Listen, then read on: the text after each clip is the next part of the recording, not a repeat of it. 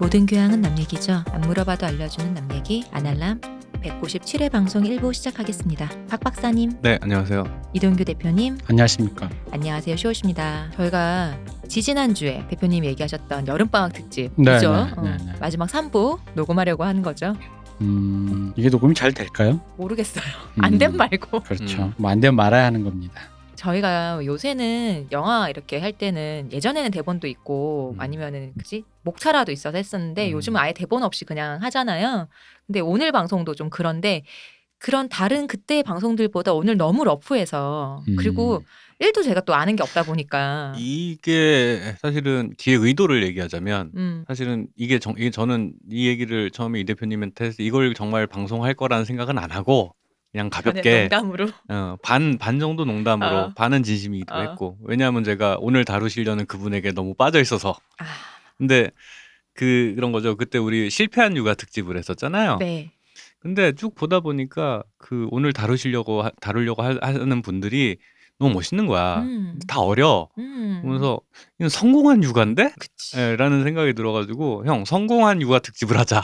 너무 부정적인 면만 부각했다. 우리 실패한 거 했으니까. 네, 그런 얘기를 했는데 이제 얘기해놓고 보니까 괜찮은 건 거죠. 그래가지고 이제 하려고는 했는데 이게 잘 될지 모르겠네요. 그러니까요. 모르겠어요. 어떤 면에서는 그 상찬해주는 게 이제 제가 빨아준다라는 표현을 하려다가 그건 아닌 것 같아서 상찬을 해주는 게 비판하는 것보다 더 어려운 것 같아요. 그치. 뭘 자꾸 까는 거는 그냥 까면 되는데 뭔가를 칭찬할 때가 더 어려운 것 같아요, 확실히. 자, 여러분, 일단 저희는 후원을 받고 있고요. 그렇습니다. 곧 방송할 얘기는 이제 들어가서 할 거고, 이제 저희가 우리 박 박사님 나올 때마다 지난 방송에서 그렇고 서로의 근황 따위는 이제 박 박사 나올 때는 거의 쓰루하는 분위기로 이제 그냥 가는데, 그래도 내가 박 박사님 잘 지내셨죠? 예, 알겠습니다. 뭔데? 시호님도 잘 지내시고요. 네, 아니요. 알겠습니다. 아니라니까. 저 할 말 있는데요, 근황에 대해서. 네, 말씀해 주세요. 말씀하시죠. 사실 할 말 없는데 짜증나서 한마디 했어요. 나도 안 잘 지내요. 저 못 지내요. 예, 그렇군요. 뭐 그런가 보죠. 갑시다, 박 박사님 우리. 네, 그러시죠. 방송 혼자 해야 되겠다. 역시 안 여러분들 참 잘 지내는군요. 시호님이랑 따로 통화해서 그걸 녹음을 해서 그걸 계정을 따로 파서 거기다 올리는 걸로. 거기다 시옷과 박박사 지금 근황 저는 계정 1부랑 2부 다 오프닝이랑 클로징 그냥 지금 녹음할 테니까요. 혼자 하고 해서. 그거만 따면 되는 거 아니야? 여러분들이 어제도 이번 주에 재밌는 일들이 많았습니다. 재밌는 일들이 많았는데 저는 이번 주에 제일 화제가 됐던 건 아무래도 유호정 의원이죠. 류호정. 예, 류호정 의원의 원피스가 엄청나게 화제됐죠. 난 무슨 국회의원의 옷이 화제되는 건 조금 의외긴 한데, 그래도 그 원피스 사진을 못 보고 얘기만 듣다가 사진을 보고 역사가 진보한다고 생각했습니다. 왜냐하면 이 일의 근원에는 뭐 예전에 아까 박 박사님 말씀하셨던 그 한나라당? 신한국당 미니스커트 그 기사가 있더라고요. 한자 그 김영선 의원인가? 네. 하는 분이 이제 미니스커트를 입고 나왔다. 근데 사진은 없더라고요. 사진을 찾아보려고 그랬는데 사진이 있을 거예요. 그거 아마 되게 원색 거예요. 아마. 저는 못 찾았어요. 네. 하여튼 근데 이제 그런 뭐 미니스커트를 입고 왔는데 기사 내용이 그래 보기 좋더라. 아니면 뭐 이런 걸 입냐 뭐 이런 반응이 엇갈렸다. 뭐 이런 내용의 기사가 있어요. 근데 어쨌든 그거를 제가 까먹고 있다가, 사실 이런 거의 원조라고 생각하기는 좀 그렇지만 어쨌든 그 사람들이 가시권에 들어온 건 예전에 유시민 의원이 제일 유명한 사건이었죠. 백바지 등원이 있었잖아요. 제가 다른 놈을 진보했다 얘기하는 건 별게 아니라, 그때 우린 유시민 의원의 백바지가 핏이 너무 안 나서 왜 저렇게 입고 오냐 이런 느낌이었는데, 이번에 보니까 너무 옷을 너무 예쁘게 잘 입었더라고. 그래서 진보한다. 옷 잘 입은 게 진보라고요? 아니, 왜냐면 잘 맞춰서 입을 수 있는 그게 사실 저는 미감이 중요하다고 보는 사람 입장에서 그런 거 하나를 사실 또 유시민 의원은 약간 날씬하잖아요. 말랐잖아요. 그러니까 그런 사람 원래 요즘에 그 흔히 말하는 뭐라 하지? 사마귀 핏이 나올 수 있는 사람이란 말이야. 이게 아이돌과로. 근데도 그런 자기 몸의 그 장점을 살리지 못하고 그런 그 백바지 지금 사진 보신 적 기억 안 나시죠? 되게 헐렁해서 백바지인데 헐렁해가지고 왜 발목 근처 접히는 그런 룩 있죠. 뭔지 알죠? 근데 그게 제 기억이 맞으면 그게 이제 그 2000년대 초반이었죠. 사실은 저는 백바지에서 그 사건을 얘기하는지 몰랐었어요. 상당 기간 동안. 그냥 면바지였거든요. 그냥 지오다노에서 파는 면바지 같은 거였단 말이죠. 근데 그 면바지 그냥 흔하게 입는 바지였는데 그걸 백바지라는 말로 사실은 폄하한 거죠. 우스운 사건을 만들려고. 그래서 사실 그때 당시에도 이게 왜 이렇게 난린가 어리둥절했었는데 다만 그거 이 대표님 의견에 동의하는 거는 그건 거지. 사실은 그때 핏이 그렇다라는 거는 그 시절엔 다들 그렇게 입었어요, 사실은. 사실 아니에요. 그 시절에도 그렇게 입었다는 거는 그 핏은 조금 더 가면 힙합이거나 아니면 핏하게 입던가 이런 거 있지. 옛날에 양복이 유행이 좀 크게 입는 게 유행이었지 않나요? 아니, 그러니까 당시는? 네, 90년대 뭐 이럴 때? 그게 국회에서 낯선 풍경이니까 도드라져 보였던 거지. 사실은 제가 볼 때는 그냥 길거리에서 아저씨가 저렇게 입고 다닌다라고 하면 그렇구나 하고 지나갈 룩이라는 거죠. 그렇죠. 뭐 그렇게는 볼 수 있죠. 그렇다 보니까 그래가지고 사실은 그게 뭐 유시민 의원이 그때 당시 의원이 뭐 안 입던 옷을 입었던 것도 아니고 그냥 자기 보니까 그냥 자기 입던 옷 입고 온 것 같은데, 근데 이제 그때 느껴졌던 위화감이랑 지금 보면은 나는 오늘도 어제도 이렇게 사진을 분명히 내가 봤는데 이상하다는 생각을 전혀 안 하고 슥 넘겼어요. 하도 이제 인터넷에 많이 뜨니까 이런 사진이 화제가 슥 넘겼는데 아 이런 걸로 난리는 아니고 꽤 화제가 됐구나. 난리가 나긴 했었지. 근데 그 화제가 됐구나 하는데 문제는 이 상황에 내가 어리둥절해 하는 걸 보고서는 저는 오히려 이제 진보했다라는 걸 느끼는 건 거지. 그쵸. 예, 그냥 아무렇지도 않은데도 뭐 그러니까 맥락을 못 찾은 거지. 이게 왜 문제인지 뭐가 화제인지를 아예 맥락을 못 찾고 있었다라는 그 상황에서 이만큼 익숙해졌구나. 저는 뭐 사람들이 자기에게 어울리는 예쁜 옷을 자기 스스로 찾아 입을 수 있다는 거에 많이 진보했다고 보는 편이고. 네, 그렇죠. 뭐 여전히 뭐 서로가 죽일 듯이 싸우고 있는 뭐 게시판끼리 서로 대동단결하는 모습, 의견을 보여주는 걸 보면서 역시 성희롱에는 좌우가 없구나 다시 느꼈습니다. 그게 그래요. 저는 저도 은근 보수적인 사람이라 TPO에 맞추는 거가 일종의 뭐 권위에 의한 억압이라는 생각보다는 왜 그런 거 있잖아. 졸업 파티에는 멋있게 입고 가고 싶잖아요. 뭐 이런 느낌. 졸업식에는 안 입던 정장 일부러 입고 가고 싶고 그런 것처럼 그걸 일종의 멋으로, 그러니까 억압이 아니라 멋으로 생각하고서는 멋있게 국회에서 얘기했으면 좋겠다라는 생각을 하는 편이라서. 근데 그건 그냥 내 생각인 거고 저분 생각에 저게 맞다고 해서 저렇게 입고 왔으면 그냥 그래 그런 사람도 있구나 하고 끝나면 될 일인데 난 도대체 이게 뭐 그 TPO를 헷갈리시는 분이 뭐가 있냐면 그러니까 이런 거죠. 그러니까 예를 들면 저 개인적으로 TPO를 맞춰야 된다고 생각하는 이유는 뭐냐면 TPO를 맞추는 거는 그냥 일이 되게 하기 위해서, 주로 내가 의리일 때. 그러니까 뭐 어떤 사람을 원하는데 예를 들어 팟캐스트 안 하려면 이 대표라는 사람을 만나고 싶어 누가 왔어. 어떤 광고주가. 근데 그분이 나를 어떤 이미지로 기억하는지 모르겠지만 만약에 뭐 뭔가 우리는 되게 뭔가 자유분방한 이미지라고 하면 내가 정장을 입고 나갔을 때 이 광고주에게 얘기할 때 이 일이 잘 안 될 확률도 높고 또 반대할 경우도 있다는 거지. 이 대표가 되게 점잖은 사람인 줄 알았더니 영 이거 원 뭐 그냥 옷 입고 다니는 건 날라리세 뭐 이런 거. 꼴이 아주 그냥 영 말이 아니구만. 이런 사람 신뢰도 없는데 이런 사람한테 뭘 맡겨 이럴 수도 있으니까 그런 의미에. 근데 이건 말 그대로 권위적인 거예요. 상대가 나보다 권위가 있다고 생각하고 그 사람의 의도에 맞춰야지 이 일이 돌아간다는 의미에서 TPO를 맞추는 거지. 난 사실 TPO라는 게 이거 말고는 별게 없거든. 장례식장 같은 데 말고는 뭐 크게 있겠어요? 장례식장 내가 호스트가 아닌데 대부분 사람들이 그렇게 하니까 굳이 거기서 무리할 필요가 없으니까 내가 TPO를 맞추는 거지. 거기에 빨간 구두 신고 갈 필요는 없다는 거지. 이제 그거 말고는 어차피 개인이 헌법기구인 각자의 그 사람이 상징성을 갖고 있는 사람이 어떤 것을 대변하기 위해서 자기가 그렇게 입는다. 근데 뭐 이상한 걸 거기서 말하는 TPO라는 게 모르겠어요. 이게 뭐 비키니나 속옷 차림이거나 혹은 무슨 그러니까 일반적으로 생각하는 상식에서 벗어나지 않는 선이면 되는 건 건데. 근데 상식이라는 거 갖고 이제 사람들이 싸우는 거니까. 그쵸. 국회의원이 정장을 입어야 한다든가. 아니면 저는 사실은 거기 그 논쟁까지도 나는 허용범위라고 생각해요. 이게 이 복장이 경우에 맞냐 안 맞냐 TPO 맞냐 이 논쟁까지도 나는 할 수 있는 얘기라고 생각했는데 이제 그 말을 어떻게 하느냐가 문제겠지. 근데 성희롱으로 넘어가가지고 이 사람을 그렇게 이제 매도하는 거는 그건 좀 아니지. 그건 어떤 경우라도 아니죠. 그건 아닌 거. 그리고 다른 의미로 보면 사실은 왜 좀 얘가 다르지만 왜 그런 거 있잖아요.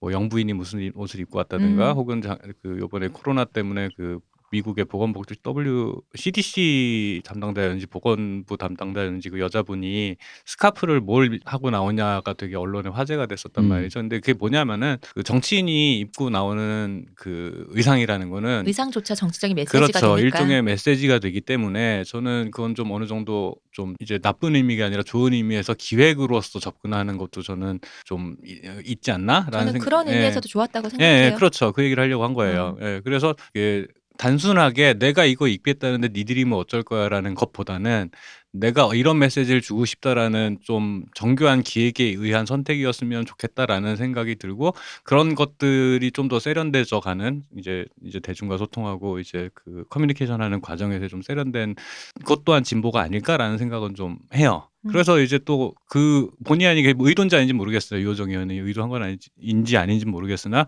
본의 아니게 폭로된 어떤 바닥이 있죠. 늘 알고 있던 바닥인데 또 보는 거지 뭐. 그렇죠. 근데 그런 것들이 그렇게 까발려지는 것들 하나하나가 중요해요. 꺼내서 햇볕에 말리는 과정이기 때문에 저는 긍정적이라고 생각을 합니다. 저 사실 유호정 의원에 대한 호불호는 제 개인적인 의견이니까 얘기할 건 없지만 이 일 자체에 대해서는 이것 또한 나름의 좋은 면들이 있다. 화만 낼 일은 아니다. 뭐 이런 얘기를 하고 싶어요. 화를 낼 일인가 거죠. 그렇죠. 솔직히. 아닙니다. 이번 대표 안 맞고 되게 그러면 화낼 일이에요. 나는 그건 화낼 일이라 생각해. 뭐 이런 걸 그런 건 화내는 건데. 네. 그런 거 그래서 제가 그런 의미로 진보했다. 이쁘냐 안 이쁘냐의 관점에서만 진보했다는 얘기를 하는 거고 본의 아니게 바닥을 보이신 분들은 그러니까 이게 되게 웃긴 게 정말 그게 본의 아니게 자기 바닥을 보인 거잖아요. 그러다 보니까 뭐랄까 이게 저는 그런 부분에서는 뭐 착지 사람들이 본의가 아닐까? 본의가 아니지. 왜냐면 되게 서로가 되게 다른 사람들이었잖아. 겉으로 아니에요. 보기에는 아니에요. 되게 다른 사람들이었잖아. 그래서 그런 게 되게 사실 유시민 씨가 그 옷을 입고 온 것도 그거는 너무 정치적이어서 사실은 문제였어요. 그러니까 그 왜 자연스럽게 그 상황에 맞는 옷을 입으면서도 눈에 딱 띄어서 저게 뭐지 하게 만든 어떤 그 선이라는 게 있잖아요. 근데 이제 당시 유시민 의원이 입고 나온 그거는 너무 의도적으로 그 정치적인 의도를 어필하려는 것 자체가 너무 강렬하게 부딪히다 보니까 너무나도 평범한 복장인데 너무나도 큰 논란을 만들었지. 근데 그때 당시에는 되게 경직되기도 했었고 사회가. 맞죠. 그런 면에서 나는 유시민 씨가 했던 행위가 그 핏 빼고는 저는 그것도 나름 어떤 과정 중에서 나쁘게 평가할 것만은 아닌 것 같은 생각이 좀 들긴 해요. 전 메시지는 나쁘지 않다고 생각해요. 그러니까요. 핏이 문제였다니까. 그렇지. 네. 그래서 뭔가 왜 그런 거 있잖아요. 막 너무 멋부리고가 또 이상하다 생각하고 뭐 그러다 보니까 막 제한되는 것들이 있는데 그러지 말고 마음껏 의원님들께서 스스로의 정치적 의사를 의상으로 표현하는 멋쟁이들이 됐으면 좋겠습니다. 그 멋쟁이들이 나와서 그래서 저는 홍준표 의원 의상 좋아합니다. 강렬한. 예쁘고 멋있는 걸 볼 줄 알아야 이게 말이 되는지 안 말이 되는지도 본다니까. 그것도 그렇고 이제 그 스스로의 캐릭터성을 그럼요. 어필하는 거, 자기 메시지를 전달할 때 그런 것들이 이제 어떤 자기 연출 안에서 좀. 그리고 제가 이번에 그걸 느꼈던 게 왜 그러냐면 이건 것도 있어요. 저도 이제 이건 한수석한테 제가 들은 건데 제가 이제 그 직장인들 일반 직장인 특히 젊은 직장인들이 다니는 테헤란로나 이런 데를 뭐 일하는 시간에 갈 일이 없는 사람이다 보니까 잘 몰랐는데 한수석도 그러더라고 저한테 저희 대표님 요즘 젊은 여성들이 직장인 복장이 어느 정도인지 잘 모르시는군요. 그러는 거 그렇지 하고 생각을 해보니 그 뒤로 내가 좀 이래저래 지나가면서 아무 생각 없이 스스로 하다가 본 결과 사실은 큰 차이가 없어요. 맞아요. 그냥 출근 룩이에요, 진짜. 근데 왜 어느 정도길래 그런 얘기를 한 거예요, 그러면은? 그러니까 오피스 그 패션이라는 게 우리 흔히 생각하는 그 있잖아요. H 스커트에 그렇게 입는 사람은 거의 없는 거지. 그렇지, 이제는. 당연히. 그거는 근데 야동이나 아이돌 무대 그만 봐. 요즘은 이제 일반 직장인들은 정말 그렇게 입는 사람, 오피스 레이디들이라도 사무실에 일해도 그렇게 입는 사람 잘 없단 말이죠. 불편하기도 하고. 편하게 입는. 저 직장 한 몇 달 안 다닐 때 다들 편하게 입고 있는데 가디건에 뭐 면바지 뭐 편하게 입는데 딱 한 번 회계 팀장님이 늘 그런 오피스룩 핏을 딱 유지하고 다니셨어. 하이힐에. 본인의 로망이었나 보다. 네, 맞아요. 진짜 멋쟁이셨거든. 근데 그분이 빈혈이 있어서 이렇게 또각또각 걷다가 하고 옆으로 쓱 쓰러지는데 나 영화 보는 줄 알았어, 진짜로. 설정? 그것마저 너무. 너무. JY 팀장님.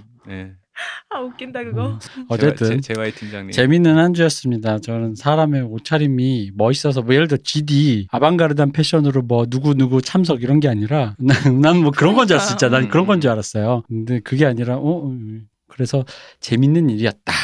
그래서 제가 왜 이 얘기를 서두에 꺼냈냐면 오늘 우리가 하는 얘기랑도 좀 연관이 있다. 시대가 변했다 이거. 네, 맞아요. 시대가 변했고 시대의 주역이 변했다. 그리고 젊은 사람들이 어쨌든 시대는 젊은 사람들의 그러니까 기성세대가 구축해놓은 세계에서 젊은이들이 거기에 편입되면서 젊은이들이 자기의 세계를 거기에서 자기 세계를 구축해 감으로써 기성세대의 것들을 밀어내거나 혁신을 하면서 자기들의 세계를 또다시 갖춰가는 거. 그렇게 해서 세대가 또 교체되고 세상이 변하는 거잖아요. 그런 의미로 그리고 또 이런 것도 있어요. 오늘 기획은 이런 의미로도 있어요. 저도 이제 X세대에 포함되는 사람으로서 요즘 젊은 친구들이 그 얘기를 해요. 386 꼰대보다 X세대 꼰대가 더 지랄이다.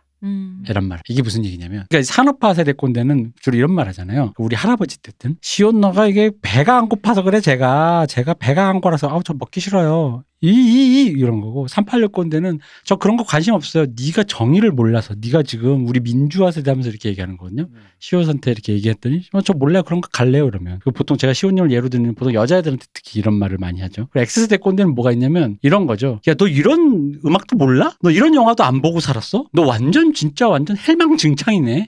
넌 무슨 문화라는 거랑 담을 쌓아내거나 이런 소설가도 몰라? 아이돌이나 듣고 있으니까 그러지. 위대한 너 4대 기타리스트 알아? 뭐 이런 그렇지. 3대 뭐 일본의 3대 뭐 미국의 7대 이런 거 알아? 이런 것도 몰라? 완전 엉망진창이구만. 너희들은 도대체 뭘 해? 너희들은 돈 되면 뭐 그냥 게임만 하고 그러다가 마는 거야? 완전 끝났네. 이게 이제 X세대 꼰대의 이 어떤 전형이거든요. 조금 다르긴 한데 이제 일본에서 그 방송에서도 얘기 한번 했던 것 같은데 건담 꼰대. 네네네. 네, 요즘 애니 보는 애들 보고서는 건담 얘기만 하는 그 건담 꼰대라는 말이 일본에서 유행했다는 말이 몇 년 전에 있었죠. 네, 그렇죠. 네. 그 비슷한 거예요. 그러니까 문화적으로 확산될 때 수혜를 입으면서 같이 라이징했던 세대가 다음 세대가 모르겠어요. 근데 그 건담 꼰대가 나오던 시절 제가 알기로 그 일본이 굉장히 장기불황 시대에서 우리랑 좀 비슷해요. 젊은이들이 아주 그 당시처럼 활발하게 문화생활을 하던 그 흔히 말 하루키 세대의 하루키 씨가 재즈 카페 하면서 소설 쓰고 재즈 LP를 듣던 그런 분위기가 그쵸. 아니었기 때문에 나가서 진짜 취업 뭐 이력서 100개 돌렸다가 1개 된다 뭐 이런 시대였기 때문에 이제 그런 시대의 애들이 이제 지금 하나하나 막 힘든데 어른 꼰대가 이제 얘기하는 거죠. 너희들은 그러니까 뭐 음악도 안 듣고 소설도 안 읽고 뭐 이런 문화생활. 너 뭐니 했을 때 너 뭐 좋아하니? 그 얘기를 제가 본 게 아마 하루이 이후 스즈미야 하루의 우울. 스즈미야 하루의 우울이라는 혁명적인 작품이죠. 그렇죠. 그 작품 이후에 그런 얘기들이 꽤 나왔다. 그러니까 그 버블 세대잖아요. 그 건담 세대가 그 건담 세대 그 넘치는 자본으로 만든 그 엄청나게 정교한 셀 애니메이션을 보다가 요즘 데이트한 명작이라서 봤더니 하루이 보니까 이게 뭐야가 되는 거지. 작품. 예. 아니 작품이 아니고 오히려 작화는 굉장히 더 좋아졌지. 그런데 세계관의 문제인 거죠. 그렇죠. 그러니까 우리 때 애니메이션이 이렇게 일본 전 세계 재패니메이션이 전 세계를 호령하던 그 시절에 그건 어디 가고 이게 뭐냐 뭐 이런 식으로. 왜냐면 그때는 거대 담론을 다뤘거든. 세계 평화. 그러니까 너네 애니메이션 좋아하니? 그래서 당연히 좋아하죠. 너네 뭐 보니? 봤을 때 애들이 보는 거 보고는 근데 너 건담 알아? 했을 때 모른다고. 어떻게 애니메이션을 좋아해서 건담을 또 안 보고 그 애니메이션 좋아한다고 할 수가 있어?가 되는 거지. 근데 2000년대는 하루이 때는 오히려 그거보다 좀 더 그 되겠던 게 아예 건담 아재들은 조용히 입 다물고 있었어요. 오히려 이제 에반게리온 아재들.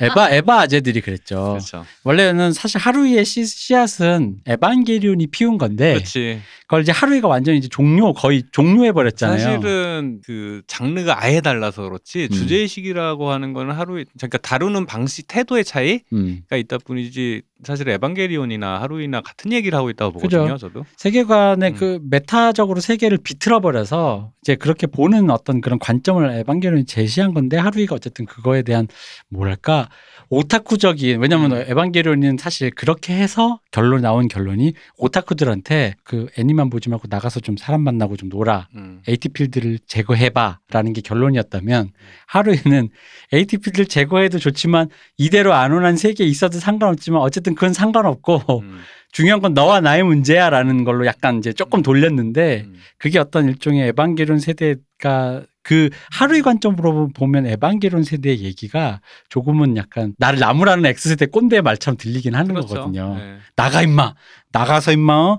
뭐라도 해야 임마 저기 노가다라도 한번 해봐야 네가 임마 인생을 알고 삶을 하는 거지 같은 느낌이란 말이지. 기본적으로 에반게리온은 그렇게 자폐적이 된 아이들을 바라보는 시선이 기본적으로 있고 근데 하루이는 자폐적이라고 평가받는 그 아이들이 직접 만든 것 같고 맞아요. 네, 요 차이가 있는 거예요. 우리도 이 세계 안에서 우리 안에 질서가 있고 우리 안에 우주가 있고 우리 안에 즐거움이 있고 즐거움과 가치가 있다라는 거죠. 당신들 세대와는 달라요. 네. 우리는 우리만의 다른 것이 있어요. 그러니까 그런 주장조차도 하지 않아요. 그냥 그 태도가 아예 없어요. 그죠. 그러니까 더 당황스러운 건 거야. 그러니까 이거를 우리 세대가 이게 짱이다. 옛날 사람들은 다 그런 교훈을 주기 위해서든 뭐든 주장을 하잖아요. 막 어른들은 몰라요라고 얘기하는 그 대상이 있는데 그것조차도 없는 거야. 우린 이게 즐거워서 우리끼리 보려고 만들었는데 사람들이 너무 좋아해. 그래서 스즈미 하루의 우울 특히 그 애니메이션이죠. 애니메이션이 나왔을 때 그 충격이라는 거는 진짜로 정말로 정말 오랜만에 스즈미하루를 볼 때 그때 아직도 생각나. 그 설레는 기분이 이 나를 오랜만에 두근거리게 하는 이 애니메이션이 이제 한 10년 지나면 이제 하루이 꼰대 소리 듣게. 이제 그렇죠. 하루이 꼰대 듣죠. 사실 하루이가 만들어낸 수많은 이세계물이잖아요. 네, 그러니까 하루이가 만들어놓은 그 세계. 여기 오늘 뭔 얘기하려고 했는데 하루이와 얘기만 이렇게 하지? 무슨 얘기냐면 이제 저도 이제 노인네다 보니까 주변의 친구들과 얘기하다 보면 그물이에요. 뭘 찾아 듣지도 않고 뭘 찾아보지도 않고. 그래서 첫째 목적은 우리 걸 들으시는 분들이 젊은 친구들도 계시지만 중장년층도 계시니까 새로운 아티스트들 소개해주고 상찬해주고 싶은 마음도 있는 거고, 둘째는 이들의 어떤 그 약진이 아까 우리 박 박사가 얘기했던 대로 뭐 성공한 육아일 수도 있고, 또 다른 의미로 저는 그 X세대 꼰대 백인의 짐 같은 거 있잖아. X세대 꼰대의 짐.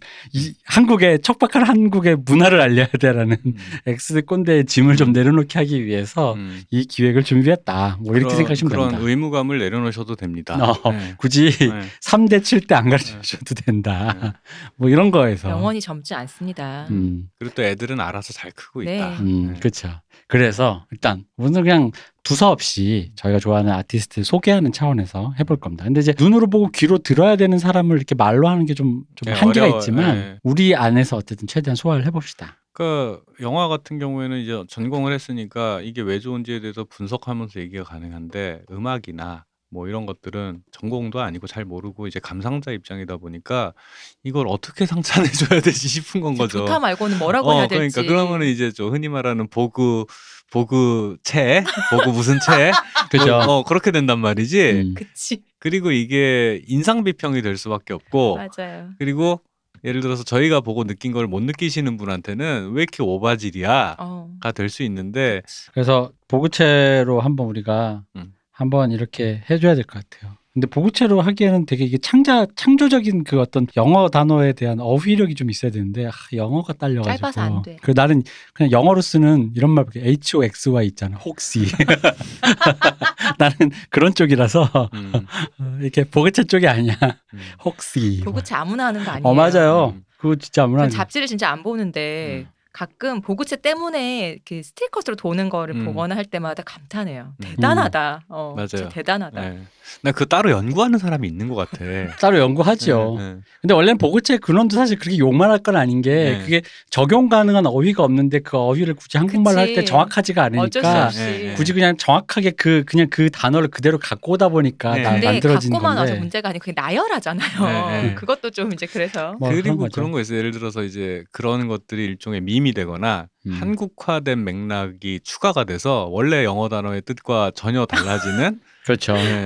그 사실은 시크하다 뭐 이런 말 많이 쓰는데 표정이 시크한데라고 사람들이 할 때 그 시크는 그 원래 시크하고 사실 뜻이 그쵸. 닿진 않잖아요. 잘. 그러니까 정확하게 닿진 않잖아요. 근데 우리는 알잖아. 시크한데 이러면은 그게 무슨 말로 하는 건지는 알잖아. 그러니까 한국화된 뭔가가 분명히 있기는 하죠. 약간 완전 보그체는 아닌데 여성 쇼핑몰에서 옷 소개하는 거 있잖아요. 읽어보고 있으면은 사실 기도 안 찰 때 많아요. 뭐 롱한 길이감 이런 얘기. 이게 무슨 말이야 대체? 자, 그래서 시작을 해보자면 새로운 세대의 약진을 알리기 위해서 일단 족보부터 시작하니까 세계 3대 기타리스트부터 일단 시작을 이게 요래서 X세대가 욕먹는 거야. 일단 그거 하려면 족보부터 알아야지. 김도균, 신대철, 김태원 이렇게 시작하려면 아니 그쪽 반도의 3대 말고 일단 전 세계 세계급 3대 이렇게 해서 3대에서 1대 이러면서 이제 웨스트 코스트 뭐 이렇게 가야 되는데 됐고 자 이제 첫 저희 이제 제가 한번 다뤄볼 사람은 황소연 씨. 우리 이제 새소년의 밴드. 그죠. 새소년 밴드를 하고 계시고 보컬 겸 기타를 하고 계십니다. 저는 사실 황소연 씨를 처음 봤을 때 들었을 때 처음엔 들었어요. 그냥 저의 플레이리스트에 이제 리커멘데이션 되는 게 있어가지고 걸려서 듣다가 그 조금 다음에 보그체 가능하죠? 내 좀 시도하는 거야. 부릉부릉 시도하는 거야. 자 좀 이제 캐치하는구나. 혹시. 우리 그런 거 하지 말자고. 그런가? 초반부터. 요즘 날 작가님한테 우리 욕을 먹고 의식적으로 영어를 쓰지 않으려고 애를 썼는데. 어쨌든 내가 들어봐. 리커멘데이션한 그 아티스트 중에 위어드한 자켓이 있는 거예요. 봉인 그게- 풀어주시면 저도 그래? 네. 넌 하면 안 돼. 내가 할 거야. 거기 그 감각이 일단 뭐 밴드 네이밍 자체가 굉장히 레트로해요. 새소년이라고. 근데 그렇죠. 새소년이라는 건 우리 어릴 때 알던 잡지잖아요. 예, 본인이 전 몰랐어요. 이거. 아, 몰랐어요? 새소년을 몰라요? 몰랐어요. 소년중앙, 어깨동무, 새소년 이 3대. 신세계 롯데 이것처럼 다 처음 미도파처럼. 다 처음 들어봐. 어깨동무도 처음 들어보고 보물섬. 보물섬은 알지. 어쨌든 그런 시대가 있었습니다. 시온님은 저거 IQ 점프는 네. 나시구나. 그 조금 뒤니까. 제가 그저께 태어났잖아요. 아, 그렇구나. 시온님 혹시 페이퍼 세대. 제가 그저께 태어나서 그래요. 네. 어쨌든 그 새소년이라는 굉장히 그 우리 어릴 때 잡지인데 잡지 이름 그 잡지의 그 레트로한 그거를 갖고 있는 자켓을 보고 일단 밴드 이름이 뭐 이런 식의 장면은 꽤 많은데도 불구하고 그때 당시 하여튼 저희 기분은 생각보다 잘 지었다는 생각이 들었어요. 저는 이름 잘 처음 지었다는 들었을 생각해요. 때. 그러니까 그 새소년 제가 인터뷰 찾아보니까 새소년 잡지를 처음 본 건 아니고 그 이렇게 인사동인가에서 옛날 책 같은 거 이렇게 보다가 새소년이란 단어가 눈에 들어왔는데 잡지가 있는 건 나중에 알았다 뭐 이러더라고요. 근데 새소년이라는 잡지 그 단어에 꽂힌 그 황소윤수의 감 이게 정말 훌륭하다라는 그렇죠. 거지. 예. 그래서 이거 이런 식의 어떤 레트로하고 옛날 어떤 뭘 가져오는 건 많았는데 그 뭐 무슨 달고나라든가 많잖아. 근데 어쨌든 그 수많은 보물섬. 보물섬 달고나 많은데 어깨동무 많은데 그중에 새소년을 딱 집었던 그 감이 굉장히 산뜻해가지고 들었는데 새소년이라 그래서 남자 밴드인 줄 알았는데 보컬리스트가 여성분인데 거기까지도 그냥 뭐 그런가 보다 했는데 그 중간에 그러니까 이 노래가 되게 재밌는 게 그 새소년 그 앨범 히트친 앨범 파도라는 노래가 있는 그 앨범이 전체적으로 그 파도만 들으시는 분들은 일단 파도 추천드립니다. 일단 파도 다른 노래가 되게 불균질하잖아요 노래들이. 그러니까 그 같은 장르의 곡이 섞여 있지 않잖아요. 그렇죠. 예. 전 좀 팝적인 곡도 있고, 약간 브리팝 냄새 나는 곡도 있고, 뭐 완전 그냥 지미 핸드릭스 생각나는 그런 블루스한 그 파도라는 노래도 있고 그러다 보니까 처음 들을 땐 그 파도라는 노래가 나오기 전까지는 이런 느낌 근데 되게 괜찮다, 잘한다, 재밌다 하다가 근데도 불구하고 이제 옛날 사람이니까 확 꽂히는 게 없는 거야. 그러다 파도를 딱 듣는 순간에 제가 뭘 했냐면 이게 그런 거 있잖아요. 왔다. 도착했다. 그래서 저는 제가 그 어떤 그 인디 씬에 있었던 어떤 일로 다들 아시는 사건으로 인해서 한 몇 년 전에 그 한국 인디 씬에 대해서 굉장히 실망을 크게 하고 그 관심을 끊었어요. 무슨 얘긴데요? 그 이랑 씨가 네. 그 한드물에서 상을 타고 그 이거 팔아서 뭐 이렇게 밥이나 사 먹겠다 뭐 이런 그거요? 예. 저는 그거 보고서는 이거는 아니다라는 생각을 저는 했어요. 그 일종의 그 아티스트 백골 풀면서 저기 하는데 그 이따가 얘기할 이영지 씨 뭐 얘기도 하겠지만 이영지 씨랑 그 고딩 래퍼에서 보면은 그 고등학생 친구들끼리 앉아서 힙합이라 이런 거야라고 얘기하는데 뭐 배고프고 힘들고 뭐 이런 게 힙합이야. 그러니까 옛날에 우리 때로 따지면 블루스는 이런 거야라는 식의 대화를 지들끼리 해요. 그럼 그걸 보고 있으면 이영지가 힙합이 그런 거야? 어렵네. 그 장면 언급하면 안 되는데 거기에 그 남자 그 철딱선이 없는 사람으로 등장했던 그 릴타치가 그게 그렇게 상처가 돼가지고 쇼미더머니에서도 그것 때문에 나중에 찾아보니까 그 관련해서 찾아보니까 어쨌든 일종의 그냥 자기들끼리도 그 꽁트라고 생각하고 했다고 그러더라고요. 밈으로 한 거라고. 근데 그게 뭐냐면은 인디 음악이라는 건 배고픈 거고 뭐 사회에서 도와주지도 않고 뭐 이러는데 사실 한대음도 되게 어렵게 운영되는 시상식이라고 저는 알고 있거든요. 네. 근데 그 시상식에 어렵게 그 운영되는 시상식에서 나름 그 한국 대중음악 한국 대중음악 시상 그 상에서 그 상을 받고서는 얘기한 데 올라가서 그 스트로피를 팔아서 밥이나 먹겠다는 얘기가 난 도대체 무슨 의미가 있는 수상 소감인지를 모르겠어요, 사실은. 뭐 그렇죠. 아무래도 한대음이 예를 들어 그 기성 권력 예를 들어 우리 영화 옛날 할 때 왜 대종상 그 1990년대 후반에 대종상 파행될 때 그래서 기존 기성 영화인들과 신진 영화인들이 대립할 때처럼 그러니까 기성 영화인들이 뭔가를 좀 뭐 이걸 뭐 골지를 했어. 근데 한대음이 그런 어떤 그런 기성 그거야. 근데 사실 그럴 거면은 한대음이 그런 음악 그러니까 한대음도 부족한 게 많지만 한대음이 그런 시상식인가가 약간 그 나름 그래도 그런 흔히 말하는 시류에 영합하거나 그런 쪽에서 최대한 벗어나려고 요즘에는 이제 유행이나 그 대중도 성공도 많이 고려를 하긴 하지만 그래도 나름 음악적 평가를 하려고 애를 많이 쓰는 그 시상식이라고 알고 있고 실제로 그런 시상을 많이 했거든요. 그 아이돌한테 상 줘봐야 그분들이 오시겠어. 바쁘고 바쁘고 그런데 안 온단 말이야. 근데 그럼에도 불구하고 이거는 이런 성취는 줄만하지 하고 주려고 해서 공정하려고 나름 애를 쓴단 말이지. 물론 그런 한대음도. 네. 뭐 작년인가 올해 이 검정치마 논란으로 또 한 번 이렇게 검정치마 상을 줘서 문제가 아니라 검정치마에게 어떤 의견을 표현했던 그 사람을 손절하면서 이건 한대음 의견이야 이런. 근데 난 그런 식의 진행은 정말 별로라는 거지. 근데 그런 종류의 문제는 있지만 사실은 뭐 깐느조차도 이런 식으로 문제 있다고 시작하려면은 뭐 모든 시상식은 사실은 다 정치적인 그 어떤 맥락이라는 건 다 있어요. 저희 안시장도 그런가요? 그럼요. 안시장 완전 정치적이지. 완전 정치 그 자체지. 정치 이거 완전 진짜 정치 그 자체야. 몰랐어 혹시?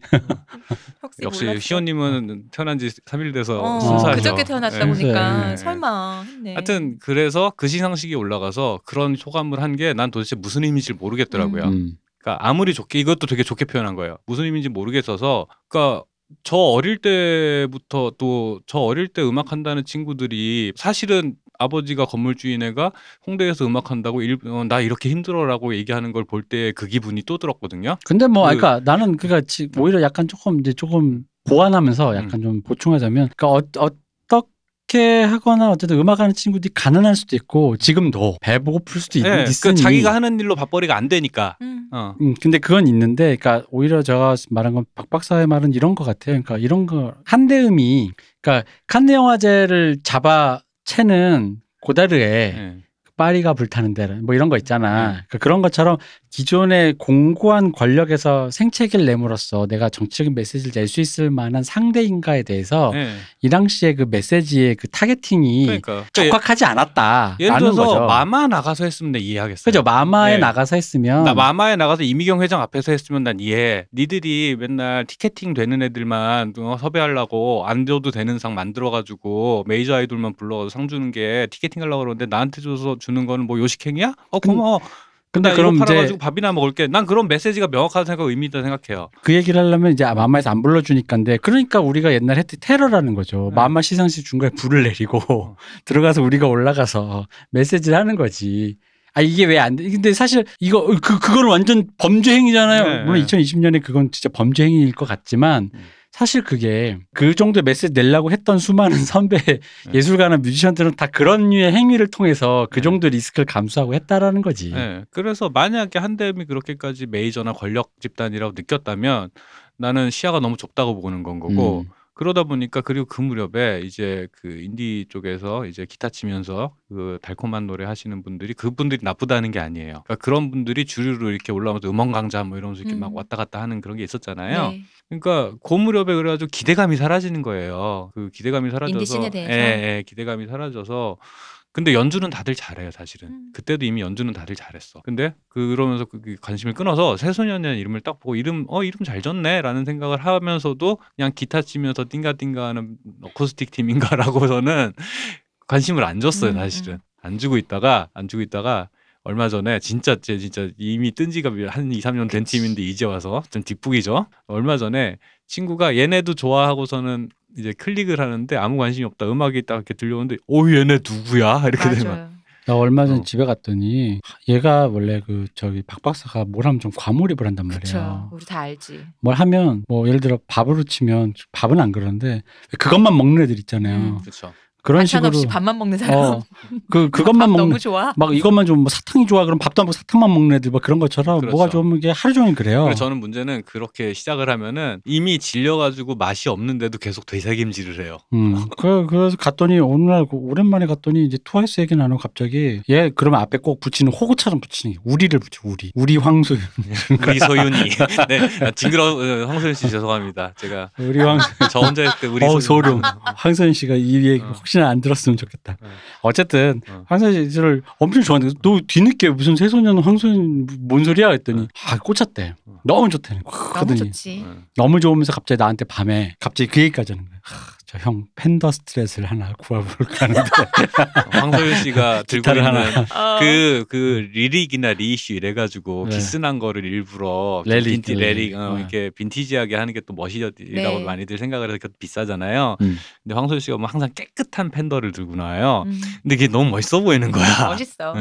그래서 황소연 씨를 일단 좀 얘기를 해보자면 저는 이제 황소연 씨를 어떤 관점으로 생각하냐면 기타 덕후 입장에서 보자면은 제가 한국의 기타리스트에게 가장 아쉬운 게 뭐냐면 한국의 기타리스트는 실력으로는 이미 끝났어요. 요즘에 실력이 안 된다. 뭐 우리는 저런 테크닉 안 된다. 그런 기타리스트가 세계에 어디 있어. 선진국 1세계에서 웬만해서 다 실용음악가가 다 있어가지고. 그러니까 우리나라 기타리스트들이 이미 실력은 다 올라왔다라는 말씀을 하신 거죠? 전 세계가 거의 다. 네. 전 세계에서 웬만한 실용음악가가 있는 학교에서 기타리스트 중에 어디 나라던 기타를 뭐 실력이 쟤네는 무슨 저런 테크닉이 되는데 우리는 이런 게 안 되면 저렇게 빨리 쳐 이런 거는 이제는 의미 없죠. 다 옛날 얘기죠. 다 얘기해요. 그러니까 왜 진짜 무슨 진짜 철진한 소리지. 잉이 맘스틴 저기 뭐 속주 이거 싫어하냐 그랬더니 막 루머로 막 뒤돌아서 친대더라 라이브에서. 뭐 빌리시안이 드릴 갖고서는 베이스를 친다라든가. 뻥이다 뻥이다 뭐 이런 얘기 그런 시대 얘기인 거고. 네 마디 안에다 몇 음을 짚어내니 뭐 이런 스피드. 맞아요. 그러니까 한 20-30년 된 얘기죠. 그러니까 이제 그게 아니고 다 잘 치고 그거는 우리 작년에 JTBC에서는 슈퍼밴드에서 이미 다 증명됐어요. 아니 며칠 전에 왜 시호님도 기억나시죠? 며칠 전이 아니라 우리 몇 주 전에 녹음하려고 모였다 카페에 앉아 있는데 젊은 한 23살이나 됐을까 하는 친구들이 기타권 애들이 연주를 하는데 그 집시 기타 그 몇 달 됐잖아요. 몇 달 된 얘기. 너무 잘 치렀잖아. 근데 그죠? 제 기억이 맞으면 저랑 대표님 대학 시절에 저런 사람이 카페에서 저러고 치고 있다? 그러면은 저분 유명하신 분인가 이랬단 말이지. 그죠. 그러니까 그런 정도로 기량이 상향평준화된 상황에서 기타를 잘 치네 못 치네라는 건 이제 의미가 없고 저는 사실 실력보다는 어느 순간 왜냐하면 실력은 사실 이전 세대가 이미 다 어느 정도 종집을 찍었어요. 그래서 어떤 저 락 기타 만약 락 쪽의 기타만 치는 사람 입장에서만 보자면 그런 미망은 이제 없어요. 어떤 테크닉이 안 된다. 누구처럼 치고 싶다라는 거. 그런 미망은 없어. 내가 좋아하는 저 기타리스트가 저거 좀 잘했으면 이런 거보다는 나는 한국인은 뭔가 이상하게 겸손함을 어릴 때부터 배워서 유교 국가라서 그런지 내가 낸데라는 그런 맛이 없는 거야. 무대에서 내가 낸데 내가 생각해 나 너무 멋있어 나 죽이지 않아라는 태도를 가진 아티스트가 너무 없어. 내가 생각엔 그랬어요. 근데 그러다 보니까 왜 없어라고 사람들이 지금 제 말씀을 들으면서 뭐 이런저런 얘기하겠지만 저는 개인적으로 다 누굴 얘기할지 아는데 다 없었다고 보는 게 그 사람들이 다 기본적으로 다 그 흔히 말하는 유교 국가의 겸양됨을 보고 자라다 보니까 어거지로 끄집어내는 거에 좀 가까웠다는 느낌이 드는 거예요. 그리고 또 한편으로는 그분들이 그 예를 들어서 김세황 씨라든가 외국 물 먹으신 그런 분들이 이 말이 외국 물 먹으시는 뭐 존대예요 무슨 하대요. 외국 생활 경험이 있으신 나랑 비슷하네 말 단어 선택이 왜 언어구사가 나랑 비슷해. 성장 환경이 어느 정도 자유로운 그런 나름의 스타일이 있었던 분들도 분명히 있는데 문제는 그분들이 자기 그 크리에이터 창작자로서 자기의 음악적 세계를 이렇게 하신 분이냐라고 하면 그 부분은 좀 아쉽긴 해요. 물론 김세황 씨 팬들이 좀 부정하실 수도 있지만 어쨌든 김세황 씨는 그 신해철 씨의 음악을 서포트하는 그 연주자였잖아요. 그러니까 그런 식으로 스타일이 나오는데 싶으면 자기 음악이 없는 거야. 그래가지고 이제 그 외국의 기타 히어로라고 불리는 사람들 보면은 음악가 이제 기타리스트 이전에 음악가로서 정말 훌륭한 사람들이잖아요. 그러니까 다 되는 사람이 없는 건 거지. 근데 이게 요즘에도 그래요. 요즘 예를 들어 인터넷에 젊은 주로 이제 악기 쪽 요즘 뜬다. 막 이런 애들 뭐 특히 저는 기타를 특히 많이 봅니다만 뭐 젊은 친구 뭐 유튜브에 되게 많이 올라오잖아요. 요즘 진짜 다 치는 건 다 잘 쳐요. 뭐 진짜. 이치칸 니토라든가 이런 기타리스트 보면 잘 쳐요. 근데 막상 음원을 찾아보면 그러니까 제대로 구성되게 만들어낸 곡을 몇 곡을 내지를 않아. 그러니까 뭔가 앨범을 이렇게 되면 활동을 좀 많이 해서 열심히 끝까지 해야 되는데 그 뭔가 그러니까 약간 깔짝대는 것 같은 거야. 잘 치는데. 그러다 보니까 그런 경우가 많은데 어쨌든 황소연 씨 얘기로 돌아가면 황소연 씨가 기타를 치는 순간 느끼는 게 뭐냐면 나 락스타 있잖아. 나 멋있잖아. 야 니들 물론 저 인정합니다. 이거 황소연 씨보다 잘 치는 사람, 황소연 씨보다 어려운 거 치는 사람, 황소연 씨보다 이론적으로 뛰어난 사람, 황소연 씨보다 더 빨리 치는 사람 많습니다. 근데 그거는 중요한 게 아니야. 이 무대에서의 그 퍼포머라는 건 일단 나에 대한 기본적인 확신이 있는 상태에서 그래야지 사람들이 믿고 보는 거거든요. 그러니까 이게 아티스트로서 완성이 됐다라는 게 사실은 제가 그 사석에서 혼자 방에 있을 자취방에서 황소연 씨 영상을 볼 때는 징그럽겠지만 우리라는 접두사를 붙이면서 왜 우리 시옷 우리 뭐 이런 식으로 얘기하는 것처럼 황선희 씨 정말 죄송합니다. 황선희 씨 정말 죄송한데 그냥 저한테 안 죄송해 하세요. 사람 순간 놀랬는데. 네, 저 혼자 있을 때만 하는 거니까 양해 부탁드리고. 혼자 있을 때 우리 시옷 한다고요? 그러니까 아니, 우리 방송 들으면서 네. 우리 시옷 아니 그 아날라 팬분 중에 그런 분도 있을 수 있지. 있지. 네. 하여튼 근데 그 말을 그냥 내가 그냥 그 덕질하던 버릇이 있어 그렇게 하는 거지. 아티스트로서 완성된 사람이라는 것에 대한 리스펙트가 저절로 생겨요. 그게 왜 그러냐면 자기가 이게 뭐냐면 황소연 씨가 무대를 하는 걸 보고 있으면 자기가 만든 음악으로 자기가 기타를 치면서 노래를 하면서 완성된 그러니까 이미 다 작품으로 완성된 걸 자기 표현을 하고 있다라는 게 심지어 스타일링까지 뭐 헤어스타일부터 의상까지 해서 그녀가 좋아하는 안경까지 네, 다 이 모든 것들이 다 하나의 로 유기적으로 이어져가지고 완성된 세계를 보여주고 있어요. 그러니까 그게 이미 완성돼 있으니까 거기에서 사실은 그쯤 되면은 그 잘한다 못한다는 의미가 없거든요. 그죠? 네, 거기에서는 테크닉이 조금 치다가 전다, 뭐 박자를 살짝 이런 건 중요하지가 않아. 이미 그 자체 완성됐기 때문에. 그러니까 그런 것들이 보면서 느껴지는 게 내가 이전에 우리나라에서 음악하는 연주자들이나 기타리스트를 보면서 느꼈던데 이게 뭐가 빠졌지? 잘 치는데 왜 뭐가 빠졌지? 했던 것들이 이제 딱 느껴지는 건 거죠. 아, 이거였구나. 황소연 씨는 보고 있으면은 음악을 듣는다든지 아니면 인터뷰를 본다든지 했을 때 그녀를 보면은 이게 왜 흔히 아직 어리니까요. 데뷔한 지도 얼마 안 됐고 대성불은 떡잎이다라고 사람들이 생각할 수 있는데 떡잎이 아니고요. 그러니까 떡잎은 이게 어떤 나무가 될지 모르는 거잖아요. 아직 작다는 거. 그게 아니라 그냥 완성된 나무 자체야. 네, 이미 완성돼 이게 있어요. 그냥 커가는 거지. 이게 얘가 어떻게 될까를 고민하는 게 아닌 거예요. 그래서 저는 황소연 씨 볼 때 무슨 생각이 드냐면은 흔히 예술을 한다는 사람은 많은데 이게 대표님이랑도 얘기했던 건데 이게 왜 그러니까 이런 표현은 좀 혐오 표현이 그렇지만 예술충이니 뭐니 이런 식으로 얘기를 하자는데 그럼 이게 한 끗 차이거든요. 아티스트가 되는지 예술충이 되는 건지. 근데 누구를 보고 있으면 본인이 예술을 한다고 하고 얘기도 하고 말도 하고 뭐 음악도 하고 아니면 다른 것도 하고 듣고 보고 있으면 근데 뭐 아닌데 저 사람은 아티스트라는 느낌이 안 드는 데가 있단 말이에요. 그치. 근데 황소연 씨는 그렇지 않아요. 쭉 보고 있으면 그냥 이런 사람이 아티스트구나. 그게 그냥 확 와요. 네, 그 표현을 하고 있는 거니까. 그 퍼포머로서. 그게 너무 신기한 거지. 그러니까 이게 뭔가 말 들으면 그게 맥락만 거세하면 저도 인터뷰 같은 게 읽으면 이게 다른 사람이 했으면 분명 오글거리는 예술충의 언어들인데 어쨌든 그녀가 보여준 게 있다 보니까 그거를 생각하면 뭐 이런 말 할 수 있지 뭐 내가 낸데라는 그 느낌이 맞아요. 느껴지는 거야. 패기가. 그러니까 이게 왜 그러냐면 진짜 락스타가 도착했고 기타라는 그 악기를 기타 매니아 입장에서 보면 기타를 정말 이렇게 멋지게 치는 사람이 도착했다라는 거에서 제가 좀 너무 좋은 거예요. 왜냐면 저가 기타 매니아로서 기타를 리스트 뭐 우리 왜 예전에 도둥실도 얘기했잖아요. 비레반스 좋아하나 할 때 그런 거 이제 깔고 가고 그 다음에 이제 재즈에서 그 수많은 훌륭하신 분들 비레반스니 맥코이 타이넌 이런 건 깔고 가는데 이미 다 그 전설들은 좋아하는 상태에서 자기 취향은 요즘엔 요런 겁니다라는 식으로 얘기한다 그랬잖아요. 저도 그런 게 당연히 다 좋죠. 에릭 클랩튼 좋죠. 뭐 지미 뭐 3대 7대 뭐 알겠어요. 근데 7대는 도대체 뭐야? 말을 모르겠다. 아니 뭐 채워 넣으려면 채워 넣을 수 있지. 불가사의 아니냐. 그러니까 7대는 불가사의 아니냐. 버뮤다 삼각 기타리스트 뭐 이런 걸로. 근데 어쨌든 그런 기타에 다 있는데 그럼에도 불구하고 제가 제일 좋아하는 만약에 그러니까 무대 스테이지 퍼포머로서 제가 제일 좋아하는 기타리스트는 프린스예요. 이건 제프백도 인정했다 그랬어. 그 누구도 프린스보다 멋있게 칠 수 없어. 이거는 정설이야. 혹시나 궁금하신 분들은 유튜브에서 프린스가 무대에서 크립을 친 게 있어요. 근데 마지막 기타 솔로만 딱 들으시면 돼요. 거기서 갑자기 접신하셨어. 잠깐 얼굴이 일그러지시면서 접신하는 장면이 있는데 그걸 보면서 전 지금도 보면서 소리 지르거든요. 왜냐면 그렇게 멋있게 칠 수가 없어. 나 안 들어도 어떻게 치는지 알 것 같아. 그러니까 알겠죠. 접신하는 사람 있잖아. 그리고 그게 안 부끄러운 사람. 왜 노래 부를 때도 왜 그 얘기 많이 하잖아. 우리 옛날 프로듀서 어려운 때도 그 얘기 그러니까 얼굴이 일그러지잖아. 이게 고음을 내거나 근데 그게 짐짓 두려운 거야. 그치. 그때 이제 보컬 선생님들이 얘기를 하잖아요. 망가지기 싫잖아요. 그렇게 캡처되는 걸 두려워해서 안 되고 진짜로 여기 할 때는 퍼폼으로 승부를 해야 된다라는 건데 흔히 그래서 그런 의미로 이미 뭐랄까 접신하신 얼굴과 몸짓으로 그런 종류의 몰입감이 보는 사람한테도 느껴지는 게 맞아요.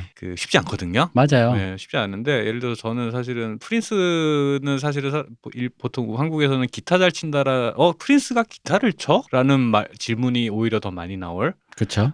근데 정말 잘 칩니다. 근데 그 예를 들어서 우리가 기타 히어로라고 봤던 뭐 산타나나 뭐 옛날에 이제 지미 헨드릭스, 지미 페이지 이렇게 보다 보면 잘 치고 못 치고를 떠나서 기타를 잘 치는지 못 치는지 판단을 못해도 이 형분들이 기타를 떡 주무르듯이 주무르고 있는 걸 보고 있으면은 그냥 한 몸이 돼 있다라는 게 딱 느껴잖아요. 이미 맞아요. 테크닉은 그 순간에 그냥 내가 기타가 그 사람을 치는 거 아니냐. 그렇죠. 그냥 본체는 기타지. 그렇죠. 본체가 기타인 거지. 예. 그러니까 그렇게 이제 딱 그냥 몸이 기타랑 착 붙어가지고 본인이 느끼고 표현하고 싶어하는 것들이 그대로 그냥 연주로 이렇게 자동 연주처럼 되는. 근데 그게 되는 순간에 사실은 잘 친다 못 친다는 의미가 없거든요. 테크닉적으로 훌륭하다 아니다라는 거는. 근데 한국 기타리스트를 보면서 저는 황소연 씨 보면서 사실은 거의 처음 느낀 것 같아요.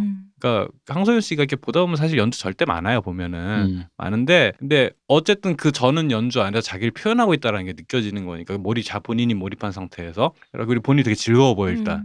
맞아요. 네. 그리고 기타를 얼마나 끼고 있었는지 그냥 기타 사실 팬더가 사이즈가 깁슨보다 작은데 황소연 씨가 메고 있으면 덩치가 작아서 되게 커 보이는데 저는 이번에 황소연 씨가 키가 크지 않다는 걸 처음 알았어요. 아, 그렇죠. 볼 때마다 저 황소연 키가 크다고 생각했거든요. 그거라면 제가 왜 웃긴데 시온님한테 제가 작년인가 재작년에 약간 파도 이거 새소년 소개하면서 맞아요. 이거 좋다 그랬더니 저한테 추천해 주셨잖아요. 시온님이 이거 좋다면서 또 아는 기타 맞아요. 분에게 했더니 기분이 오히려 이게 별로라면서 존 메이어를 추천해 주셨잖아요. 맞아요. 여기서 이제 제가 얘기한 존 메이어를 보시면 존 메이어 머리가 팬더 바디만 해요. 아 진짜야. 존 메이어 머리 크다. 원래 정설이야. 맞아. 근데 황소연 씨 둘이 돼 있는 거 보면은 진짜 황소연 되게 작더라고. 네. 키가 되게 크다고 생각하고 있었어요. 그게 있어. 그러니까 그런 종류의 존재감이 있는 사람들은 더 커 보여. 맞아. 진짜. 그게 있어.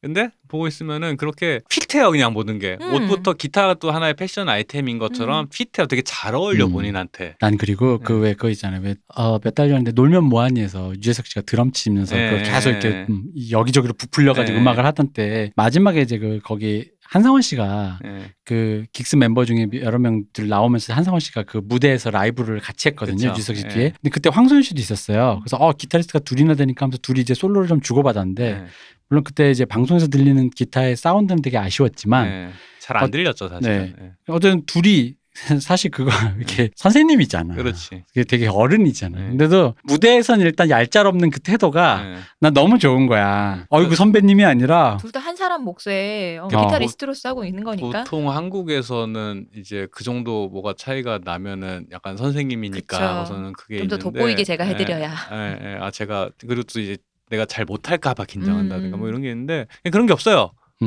너도 아티스트고 나도 아티스트다라는 거. 왜 재즈 피아니스트에서 이제는 거장이 된 브래드 멀다우가 제가 또 좋아하는 기타리스트 팬 메슨이랑 듀엣 앨범을 낸 게 있는데 그 앨범이 호불호가 갈렸어요. 바로 그 지점 때문에. 왜냐면 브래드 멀다우 입장에서는 팬 메슨이 한참 선배인데 진짜 거기 보면 불꽃해요. 좋게 말하면 불꽃 튀는 거고 나쁘게 말하면 얄짤 없는 거야. 네가 뭐 선배면 다야 하면서 그냥 막 근데 그렇게 달려드니까 기타도 진짜 같이 막 오랜만에 막 손 좀 풀어볼까라는 느낌으로 이제 달려드는 건데 그게 약간 몰라 이게 음악을 유교로 듣는지 음악에서 건방짐이 느껴지나? 그렇지. 그런 의미를 싫어하는 사람이 있었어요. 아 그래요? 브래드 멀다우가 뭔가 선배에 대한 예우도 없이 얄짤 없이 달려드는 이 태도가 싫다. 진짜로 그런 사람이 있었다. 근데 내가 옛날에 지금 없을 것 같아요. 그 말 하니까 생각나는 게 예를 들어 음악 평들 같은 거 보고 있으면은 자연스럽게 뒤로 물러나는 기타의 선율이 조용히 존재감이 있는 하면서 누구를 돋보이게 해준다. 혹시 쫄았어. 뭐 이런 식의 평들을 내가 꽤 본 것 같아. 근데 그런 거 없다는 거잖아. 둘이서 정말 피아노랑 기타가 얄짤 없는데 그게 선배에 대한 리스펙트가 아니라 그냥 나 앞에선 유명한 그냥 뮤지션인 거야. 그럼 나랑 실력을 겨뤄보자. 나도 너랑 싸워볼 만큼 내 공을 웬만큼 갖췄으니까 우리 한번 렛츠 기릿 한 건데 그래서 그게 되게 좋았거든요. 근데 어쨌든 그 평을 제가 읽고 좀 웃긴 거 이게 음악을 유교로 해야 돼. 유교적 음악이란 무엇일까? 유교적 음악 그렇지. 선배님 궁상각 치고 선배님 한 소절 뜨시지요 뭐 이런 거. 그러다 보니까 선배님이 세 소절 뜨시면 제가 한 소절 뜨겠습니다. 그래서 그런 거죠. 먼저 입숙 피킹을 드시지요. 이런들 어떠하리 저런들 어떠하리. 그러니까 그러다 보니까 그때 그 무대에서 솔직히 짧지만 황소연 씨가 그냥 한상원 씨를 뭐 이렇게 선배님 굽신굽신 안 하고 그냥 자기 소리 할 때 확 해버리는 데에서 묘한 쾌감을 느끼는 이것도 되게 어떻게 보면 X세대 꼰대적 마인드긴 하지만 묘한 쾌감을 부담을 느끼긴 했어요. 젊은이들이 좀 패기게 나가야지 이런 마인드지. 좀 그런 거. 좀. 패기라는 것도 사실은 표현이 확실히 좀 다른 게 예를 들어서 우리 저 때 패기라고 하면은 어른들은 몰라요란 말이야. 그러니까 그래서 예를 들어 우리 이제 90년대에 이제 제가 잘할 때 이제 막 홍대에서 음악하는 사람들이 막 라이징 하던 시기에 그때는 그런 건가 막 기성세대에 대한 분노라던가 뭐 니들이 하려는 대로 안 할 거야라든가 뭐 이런 것들 그래서 과하게 뭔가 그 어필을 하려고 그랬죠. 그 연장선에 사실은 아까 처음에 서두에 얘기한 유시민 씨의 백바지도 사실은 비슷한 그런 거 있는 거고. 그러니까 락킹한 것이죠. 근데 그게 잘못 핀트가 나가지고 안드로메다로 가면 이제 카우치 사태 같은 것도 생기는 건 거고.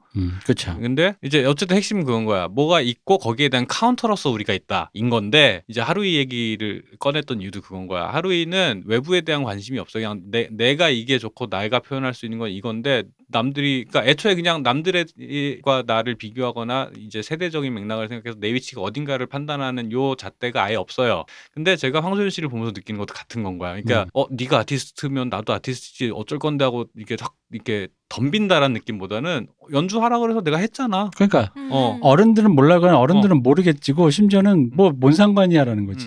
그러니까 무대 위에 올라가는 순간 성별이니 뭐 나이니 다 없고 난 내가 할 일은 여기서 연주하니까 내가 좋아하는 거 멋있는 거 할 거야라고 하는데 그게 태가 나오니까 이게 다이다이가 되는 건 거지. 그게 뿜어져 나오잖아. 네, 감동적이더라고.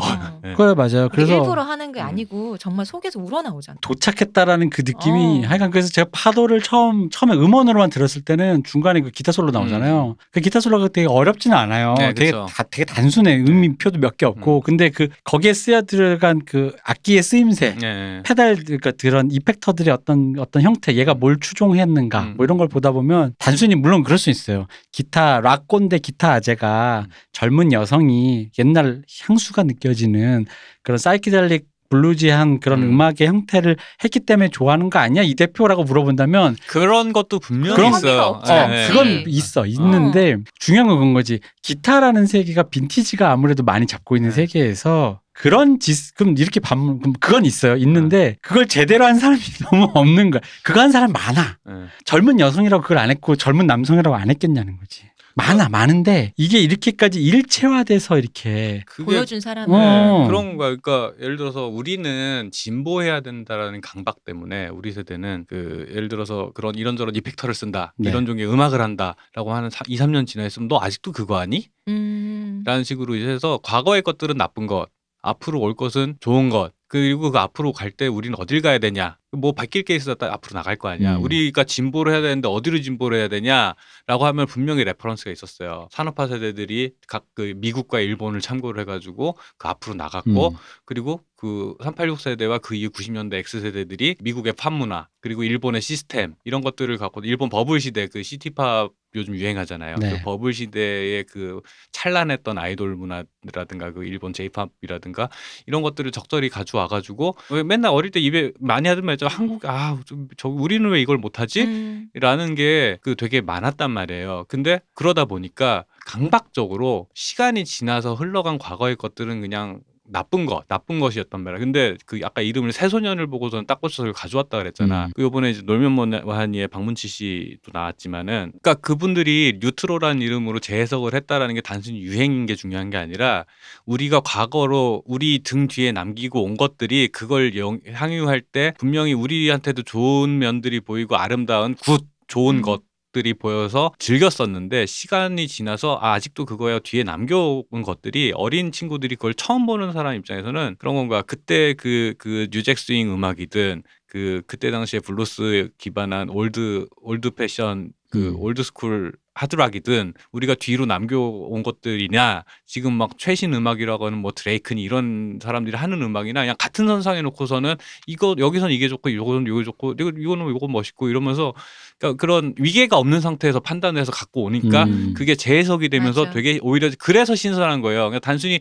옛날에 그러니까 사실은 놀면무한이 비판 많이 받잖아요. 이번에 그 싹쓸이에서 저는 사실은 뭐 기획이 아닌 음원이 어디 있어요. 다 기획의 힘이지 요즘에 히트라는 했다는 거는 그거는 사실 저는 비판의 포인트가 잘못은 안 됐다고 말하면 그렇고 그냥 정확한 비판은 아니라는 생각이 들고 오히려 저는 그 기획이 제 생각에 아쉬운 건 그런 거거든. 그 재해석이라는 게 없는 건 거지. 그대로 그냥 갖고만 그죠. 와야지. 네, 그냥 이거는 훈고학이라는 거지. 요즘에 뉴트로가 뉴트로가 아니라 레트로지 니들이 하면 그게 무슨 레트로야. 옛날에 했던 그 사람이 지금 와서 또 하는데 그게 무슨 레트로야. 구닥다리지 그거. 그러니까 그래서 그런 거야. 그러니까 아까 물론 저 그런 혐의 있다는 걸 당연히 젊은 여성이 뭐 나 좋아하는 옛날 거 막 해주니까 너무 신난다 이런 것도 있지만 아니 그렇게 하면 다 좋아했지. 요즘 젊은 친구들이 그 황소연 씨만 그런 음악 하는 거 아니에요. 맞아요. 기타 치는 애들은 다 블루스 하는 한 번씩은 하는데 근데 그 제대로가 없거든. 그 여기서 제대로라는 건 단지 음악을 제대로 재현하는 게 아니라 그 태도, 애티튜드. 그렇지. 애티튜드라는 내가 이게 내 음악이다라는 거 있잖아. 그러니까 음악을 사실은 우리 아까 3대 기타 이랬지만은 우리 세대는 음악을 글로 배우고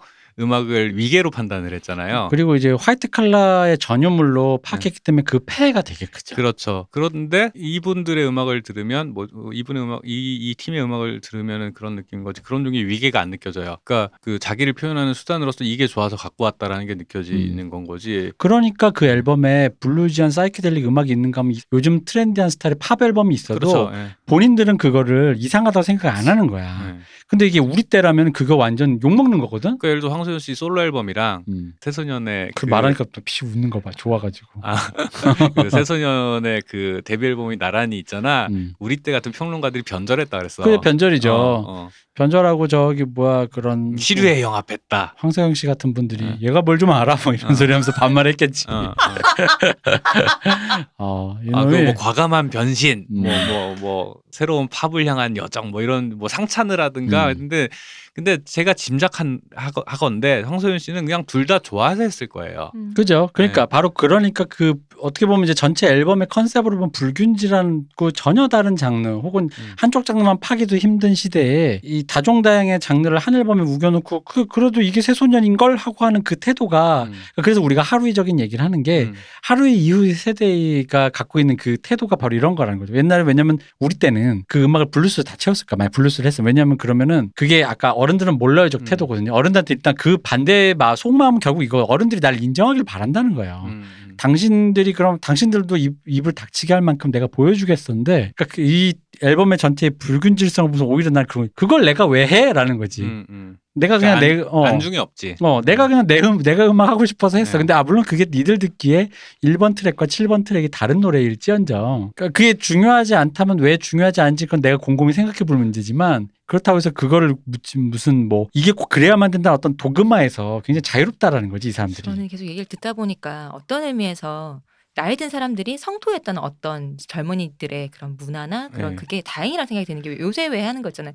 지금 이게 벌써 뭐 옛날 거가 됐어라는 거 있잖아요. 음악이든 영화든 이거 뭐 우리 때 한창 뭐 2000년대 나왔던 게 벌써 고전이야라는 식으로. 근데 음악의 장르도 마찬가지잖아요. 여러 개 있을 때 그러면 계보를 예전엔 우리 중요시 생각했고 이거다 뭐가 같고 이런 식인데 근데 지금 이제 어린 친구들에게는 그게 일직선이 아니라 수평선으로 있는 거잖아요. 그렇죠. 나란히 있는 거잖아요. 맞아요. 나란히 있으니까 이거를 다 같이 듣고 그중에서 근데 나는 이게 좋네라고 해서 그냥 내가 좋은 걸 한다는 게 왜 이렇게 다행이라는 생각이 들어요. 그러니까 새소년이 다음 앨범에 삭발을 랩을 한다고 하는데 그들에게는 이게 이상한 일이 아닌 거예요. 특별히. 근데 이거를 수직으로 알고 있는 게 아니라 수평으로 듣고 그러다 보니까 고루 들을 수 있고 고루 흡수할 수 있어서 왜 이렇게 다행이라는 생각이 들어요. 그게 지금. 예를 들어서 영화는 역사가 짧으니까 영화사가 100년 좀 넘었는데 그런 거예요. 그러니까 제가 볼 때는 90년대 영화와 80년대 영화, 70년대 영화, 60년대 영화는 10년 단위로 전혀 다른 영화들이거든요. 근데 요즘 영화 공부하려는 학생이 볼 때는 제가 그런 구분이 어느 시점에 없어지냐면 60년 기준으로 60년 이전 영화는 1895년부터 1950년까지는 같은 같은 카테고리예요. 사실 그 안에서는 그러니까 가만 생각하면 다 다른데 약간 어떤 한 이미지 안으로 이렇게 섞여 들어가는 거. 뭐 고전주의 영화죠. 한마디로. 근데 그걸 뭉뚱그리기는 사실은 애매. 그 안에서도 여러 가지 계파가 있고 뭐 독일 표현주의도 있고 있는데 사실은 그 맥락을 섬세하게 구분하는 건 나랑 가까운 세대들이라는 거지. 근데 그게 한 30년이 지났잖아요. 지난 시점에서 보면은 그냥 그건 다 레트로로 퉁쳐지는 건 거야. 사실은 그 이제 박문치 씨가 하는 그런 뉴잭 스윙 그 음악이라고 이 레트로라고 하지만 그 이전에 유행했던 건 또 80년대식 되게 뭐라 해야 되지? 데이비 포스터류의 그런 스케일감 있는 팝이라든가 이것도 똑같이 레트로거든요. 근데 뉴잭 스윙과 그 팝은 전혀 달라요. 근데 지금 세대가 볼 때는 그 똑같은 그냥 옛날 음악인 거지. 그죠. 그러니까 그런 요소들이 옛날 같으면은 이거 하는 애가 요것도 한다고가 말이 안 되는데 지금 볼 때는 요 시대의 음악에서는 요게 멋있고 저 세대에서는 요게 멋있으니까 자연스럽게 이게 끌고 오는 건 거지. 그리고 그게 자연스럽게 음악이 발전하는 과정이라는 생각이 드는데 그런 건 있어요. 그러니까 제가 조카가 있는데 가까운 조카는 아니고 오촌 조카죠. 저희 사촌 형님의 아들이니까 네. 그 친구가 지금 대학 갔겠구나. 그 고등학교 때 이제 음악 좋아한다 드럼을 배우고 있는데 뭐 하니 하고 이렇게 얘기를 하는 밴드나 가수가 다 내가 어릴 때 좋아하던 사람들인 거야. 그 누구 있죠? 그 포이즌 기타리스트였던 CC 데빌이요?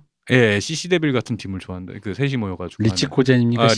리치 코젠. 그거는 이거 정확히 안 하면 싸움 납니다. 아 그렇군요. 리치 코젠이 하는 그 밴드 있잖아요. 그 3인조 밴드 이름이 갑자기 기억이 안 나는데 그 걔네를 좋아한다는 건 거야. 근데 사실은 그 3인조 밴드는 사실은 추억팔이용 락 밴드거든요. 그 세 분이 모이신. 그래가지고 아니 네 2000년 왜 이걸 좋아하니? 그 선생님이 가르쳐 준 거라는 건가. 그래가지고 좋아하는 밴드 다 얘기해봐 했더니만 다 그냥 가만히 생각하면 아, 얘 가르쳐 주는 선생님이 내 또래겠구나. 그치, 맞아. 싶은 거예요. 근데 그 선생님도 아마 어릴 때 우리처럼 음악을 들었겠지. 3대 기타리스트는 누구고. 그렇죠. 7대 불가사의는 무엇인지. 네, 그렇죠. 요런 종류의 사운드, 그렇죠. 요런 종류의 사운드는 누구의 영향을 받았고, 요런 플레이는 뭐 어디서. 피라미드의 기운을 받은 나무로 깎은 기타를 손에 쥐으면. 일단 번개를 맞아야 돼. 그렇지. 이런 거구나. 네, 그런 식으로 하는데, 그분은 그런 식으로 해가지고, 흔히 말하는 락건되었을 확률이 높은 분이지. 근데 아이들이 받아들일 때는 그렇게 받아들이지 않는다라는 건 거고 그리고 또 그런 게 있는 건 거죠. 사실은 이제 아까 요즘 연주자들이 연주 다 잘한다 그랬잖아요. 근데 그게 사실은 좀 시니컬하게 얘기하면 돈 내고 연주 배운 애들이란 말이지. 그 저희 때는 다들 하지 말라는 걸 골방에 처박혀서 기타 뽀개지고 악기 뽀개져 가면서 거의 비행 청소년 취급 받으면서 하시던 돈 내고 배웠으면 금방 배웠을 것을. 그렇지. 아 진짜로. 진짜요. 오래 걸렸지. 그 사실은 저는 기타를 잘 못 치는데 거의 뭐 못 치는 사람이라고 봐야죠. 근데 주변에 기타 잘 치시는 분들 특징이 뭐냐면 고등학교 때나 대학교 때 최소 1년 정도는 집에 처박혀서 기타만 쳤어요. 그런 분들이 그냥 남들 앞에서 기타 치시는 분들 대부분 그래. 근데 보면은 그분들이 어떤 취급을 받았겠냐는 거지. 그 폐관 수련한 1년 동안 무슨 취급을 받았을 거냐라는 건 거지. 근데 지금 친구들은 오히려 이제 부모 세대들이 경제적으로 물적 토대가 있으니까 아 그래 네 좋다는데 해. 요새 애들 취미 하나는 있어야지. 악기 하나 다룰 줄 알아야지라는. 그게 또 교육열의 왜곡된 교육열의 결과기도 하고. 근데 어쨌든 그 시행착오가 줄어들면서 시간을 아끼면서 되게 수준 높은 플레이를 되게 이른 나이에 하게 된단 말이죠. 그죠. 근데 그건 좋은 거예요. 좋은 건 거고 그 다음에 그게 되니까 그 다음에 자기 표현이 가능해지는 건 거지. 근데 그 전에는 위대한 플레이어를 따라하는 거, 카피하는 것만 해도 인생을 한 30. 근데 30 돼가지고 이제 연주는 다 됐었는데 이미 창작력은 떨어졌고. 맞아요. 힘도 붙이고. 네. 그러니까 우리 때는 그런 게 없었던 거죠. 근데 이제 물론 이제 요즘에 그 실용음악 관련된 것도 그거 나름대로의 폐해라는 거는 저는 이제 그러니까 흔히 말 아티스트가 왜냐면 제도권에서 교육을 받다 보니까 아티스트인데 아티스트는 좀 예술가라는 건 좀 다른 영역이니까 저는 아까도 얘기했지만 그 약간의 그 와일드함이 있어야 된다고 봐요. 내가 낸데. 그러니까 무대에 서면 선생이고 나발이고라는 게 있어야 돼요. 솔직히 그래야지 내 작품이 그리고 이제 필드에서 뭐 솔직히 학자도 똑같아. 논문을 낼 땐 논문을 내는 순간 난 똑같은 같은 선에 평가받겠다고 그럼요. 하는 태도여야지. 그러니까 세상을 향해 자기 어떤 작품 그게 논문이 됐던 앨범이 됐던 영화를 냈던 내는 사람은 그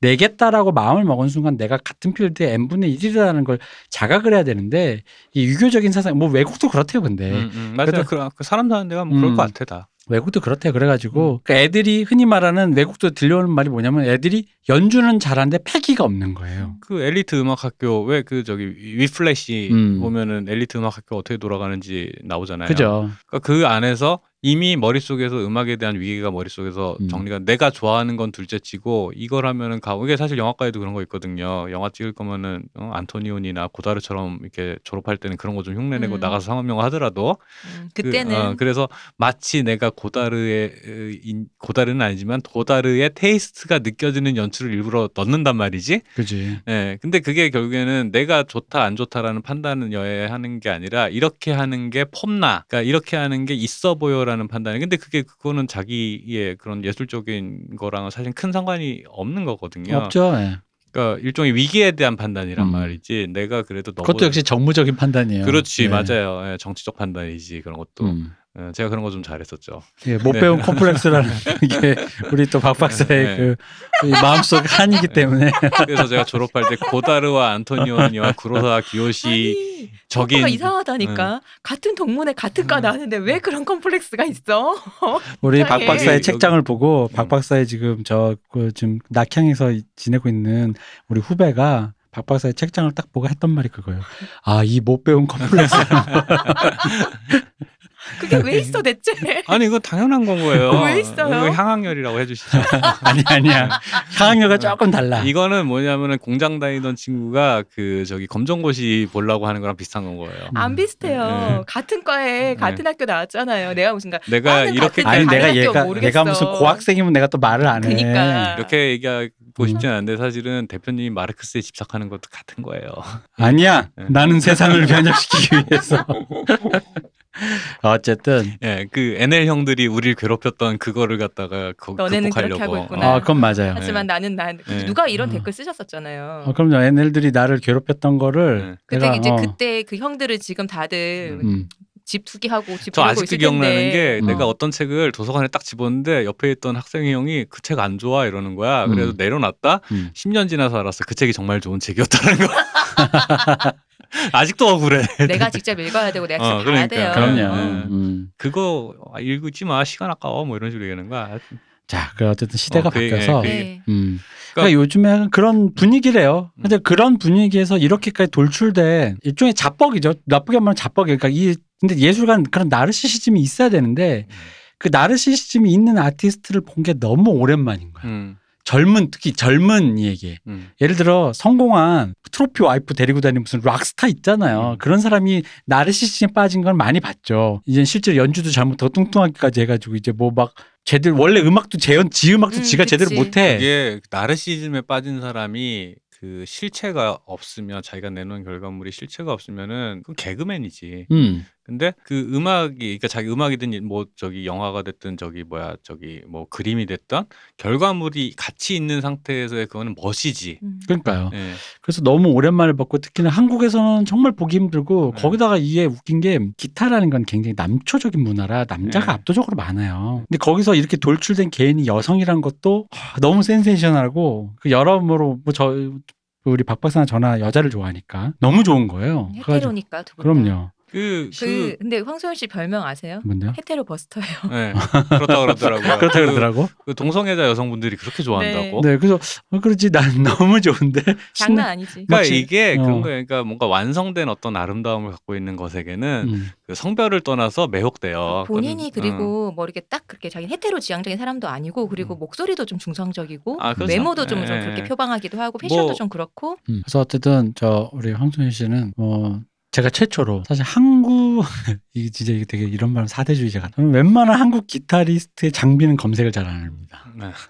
뭐 그래봤자 왜냐면 그 뮤리라는 사이트에 보면 목격담이 항상 나와요. 팔러 나갔더니 누구를 봤다. 그치. 그러니까 우리가 다 왜 유행이라는 게 있잖아요. 그러니까 우리가 다 쓰는 거야. 그러니까 어차피 저 사람도 그거 쓰겠지라는 게 있어서 이제 그런 게 있어. 근데 이제 그러다 보니까 요즘에는 좀 더 이제 요즘 진짜 빈티지한 거 쓰시는 분들 아니면은 빈티지 지향적인 게 아니면 요즘 거 새끈한 거 쓰시는 분들이 많은데 간만에 정말로 찾아봤어요. 그래서 황소연 씨의 페달보드에는 도대체 뭐가 들어가 있나. 그래서 보면서 또 이 향수에 젖으면서 아니 이거 황소연 뭐지 그 황소연 프리미엄 붙기 전에 잽싸게 은근히 저렴한 페달들이 몇 개 있어요. 그래가지고 황소연 프리미엄 붙기 전에 잽싸게가 하나 겟해야 되는 거 아닌가 아마 이러고 있었죠. 그래서 그런 거지. 그러니까 그런 것도 있거든. 내가 자식을 낳으면 이렇게 내가 기타 예를 들어 피아노라든가 우리 어머니가 저한테 피아노 가르쳐 주시는 게 본인이 치고 싶어서였거든. 그런 거 많아요. 근데 이제 제가 재능이 없어가지고 어머님이 공들인 거에 비해서 잘 치지 못하면서 애매하게 끝났는데, 근데 재능과 만나면 그런 욕심이 재능과 만났을 때, 그리고 주변 환경이 받쳐줄 때, 그러니까 저는 공부에 대한 압박이 아무래도 큰 시대였고 경제적으로도 그렇게 여유 있지 않다 보니까 아마 제가 피아노에 엄청난 재능이 있지 않는 한은 웬만큼 잘 쳐서는 피아노를 갖고 제 재능이 있어도 꼽히기 쉽지 않았을 거예요 아마. 그쵸. 그런 시대였으니까. 그런데 그런 것들이 웬만큼 살면은 어느 정도는 집에서 부모가 서포트 해줄 수 있는 시대잖아요. 네.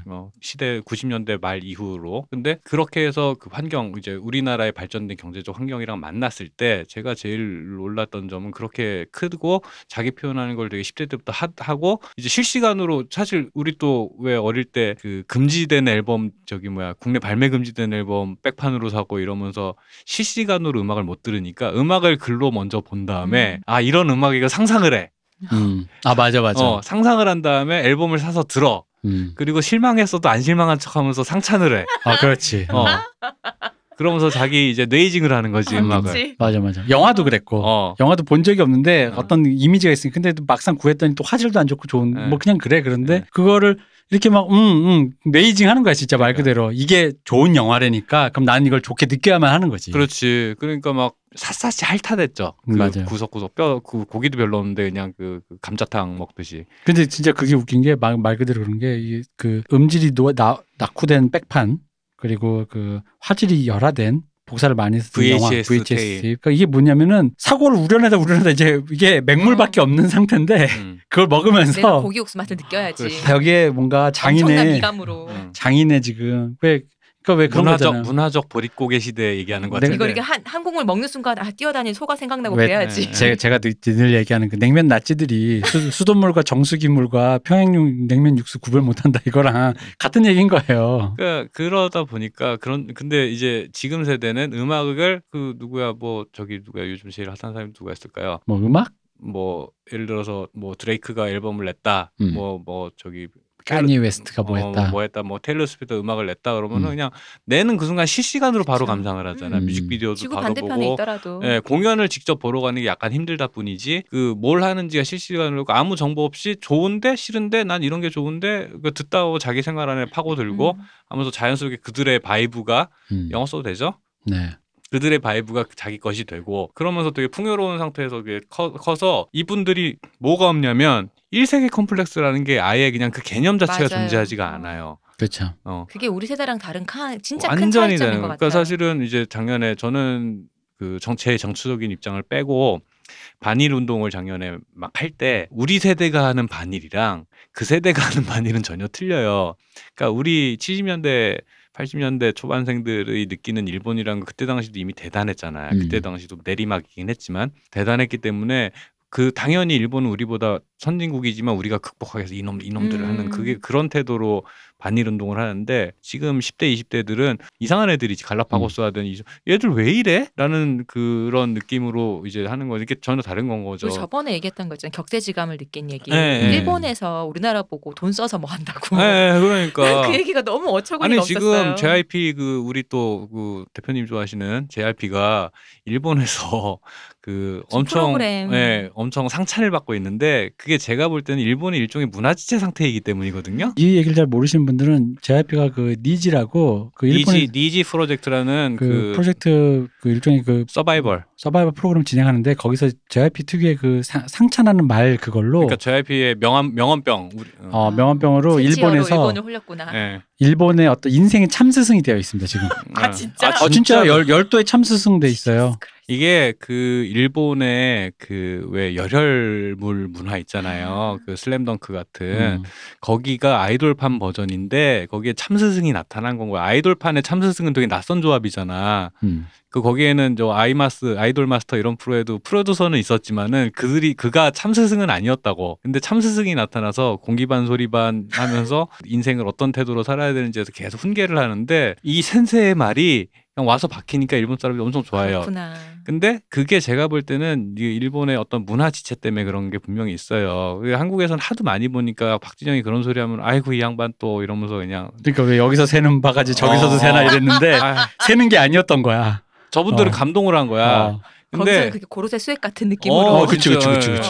근데 그러다 보니까 일본에서 서바이벌을 하겠다고 JYP를 찾아온 일본의 여학생들이 케이팝을 좋아하고 이런 학생들이 이제 한국을 거쳐서 뭔가를 하고 싶어 한다라는 것 자체가 일종의 영화로 치면 헐리우드가 된 거예요, 여기가. 그러니까 그런 시대에 자란 사람들이 컴플렉스가 있을 게 어디라는 거지. 맞아요. 그러니까 그냥 무대에 섰을 때 아까 난 이거 좋아서 이걸 하고 있어요 라고 하는 거에 있어서 그 무대가 예를 들어서 한국에서 아무리 잘 나가는 팀도 미국에서 무대를 쓴다거나 해외로 나가면 긴장한단 말이야. 1세계에서 하는 게 나 시골 촌놈으로 보이지 않을까? 라는 걱정에. 근데 이 양반들은 그게 없어. 여기가 세계 중심인 거야. 우리는 아직 RA가 있던 시대에 살았으니까 문화 쪽으로. 그리고 또 이제 그게 하는 게 이제 자연스럽게 요 다음 아티스트 얘기를 넘어가면 이제 그 다음 저는 이제 KT 얘기를 하고 싶어요. 근데 그 슈퍼스타 K의 3시즌 우승자, 3시즌인가요? 4시즌. 4시즌 우승자죠. 예. 그래서 YG에 들어갔었죠. 네. YG 들어갔다가 이제 전 안 세계 모든 팬들이 YG에서 탈출하는 것만이 당신의 미래를 밝혀준다고 했다가 탈출을 해서 드디어 지금 좀 활동을 하고 있는데 KT 이게 그 방금 말씀하신 태도에 반대도 존재하는 게 KT인 거예요. 그렇죠. 그러니까 예를 들어 황소연 씨가 뭐 어쩔 건데라는 태도라면 자기 실력이 어느 정도인지도 모르는데 이게 그렇게 니들이 뭐 대단해? 약간 이런 어리둥절한 태도 있잖아요. 그러니까 뭐 그래놓고 이세의 컴플렉스는 딱히 없으니까 그냥 예를 들어 내가 R&B라는데 흑인 앞에서 해. 예를 들면 그럼 우리 세대는 그럼 바로 쫀단 말이야. 원래는 내가 예를 들어 이 앞에 있는 흑인보다 노래를 더 잘해도 이 사람이 갖고 있는 어떤 상징성 때문에 내가 쫀단 말이야. 원조 앞이니까. 그렇죠. 이게 그렉이 저기 누구 앞에서 창하는 거랑 똑같은 거지. 옛날에 브라이언 맥나이트 한국 와가지고 김조한 씨랑 노래할 때 저는 그거 볼 때마다 무슨 기분이었냐면 약간 그 태권도 사범님, 한국인 태권도 사범님이 아프리카 가가지고 그 시범 보이는 거 볼 때 기분이 그 그림이 자꾸 생각이 나거든요. 근데 KT킴이 하는 거는 그런 개념 자체가 없어요, 그냥. 저는 깜짝 놀랐어요. 일단 듣는 순간 너무 놀랐어요. 그래서 뭐가 생각났냐면은 옛날에 에잇마일에서 그 에미넴을 표현했던 단어 있잖아요. 그게 생각나고 정말 완전 황인의 바디인데 흑인의 소울인 거야. 저는 정말 딱 KT가 이제 지금은 KT인데 KATIE KT인데 KT킴으로 이제 K-팝 스타에 나왔을 때 그때 이제 제가 그때 느꼈던 게 제가 이제 좋아하는 가수 중에 이런 가수가 있어요. 조스 스톤이라고 백인의 몸에 흑인의 소울인 여성 가수가 있어요. 그분도 데뷔를 18살 뭐 이럴 때 했죠. 그분도 데뷔가 아마 영국판 서바이벌 비슷한 그런 프로였을 거예요. 근데 이제 제가 그분을 진짜 좋아해요. 그 특유의 그 감을 좋아하는데 아니 이제 백인의 몸에 흑인의 소울이 나왔다면 동양인의 몸에 흑인의 소울도 이제 특히나 우리나라 사람 특히나 그거를 많이 했잖아. R&B에 그치. 대한 그 어떤 맞아. 강렬한 그렇죠. 지향. 특히 박진영 씨 흑인이랑 비슷해질 수만 있다면 뭐든 하겠어라는 그 태도. 피를 흑인 피로 수혈하겠어 이런 거 있잖아. 그런 느낌 있잖아. 골수 이식 받아서 흑인 똥을 조금씩 먹으면 명창인데 흑인 똥 이런 거 있잖아. 흑인들만 자주 가는 폭포에서. 그게 재밌는 게 뭐냐면은 이제 황소연 씨도 그렇고 이게 그 1세계, 2세계라는 그 흔히 말하는 그 식민지, 그러니까 2차 대전 이후에 형성된 세계 질서 안에서 그 각 나라나 지역마다 갖고 있던 위상 안에서 우리가 자유로울 수가 없어요. 그런 틀에 대해서 얘기하는 것들을 끊임없이 교육 받았었고 실제로 그게 공기처럼 있었잖아요. 그렇죠. 그리고 실제로 물리적 거리, 지금은 인터넷 때문에 물리적 거리가 해소됐지만 지금은 실제로 물리적 거리, 사실은 CD를 나오자마자 사도 미국에서 건너오려면 한 달이 걸리는데 어쩔 수가 없다고. 이 어쩔 수 없는 격차라는 것들이 있었는데 지금 그게 해소가 된 세계에서 그 아이들은 자랐고 그러다 보니까 그러니까 그런 지역의 격차라는 거에서 오는 컴플렉스라는 게 애초에 존재하지도 않고 있는데 의식적으로 지었다라든가 있는데 해소가 됐다도 아니고요. 그냥 처음부터 없어요. 맞아요. 그거는 정말 차이가 커요.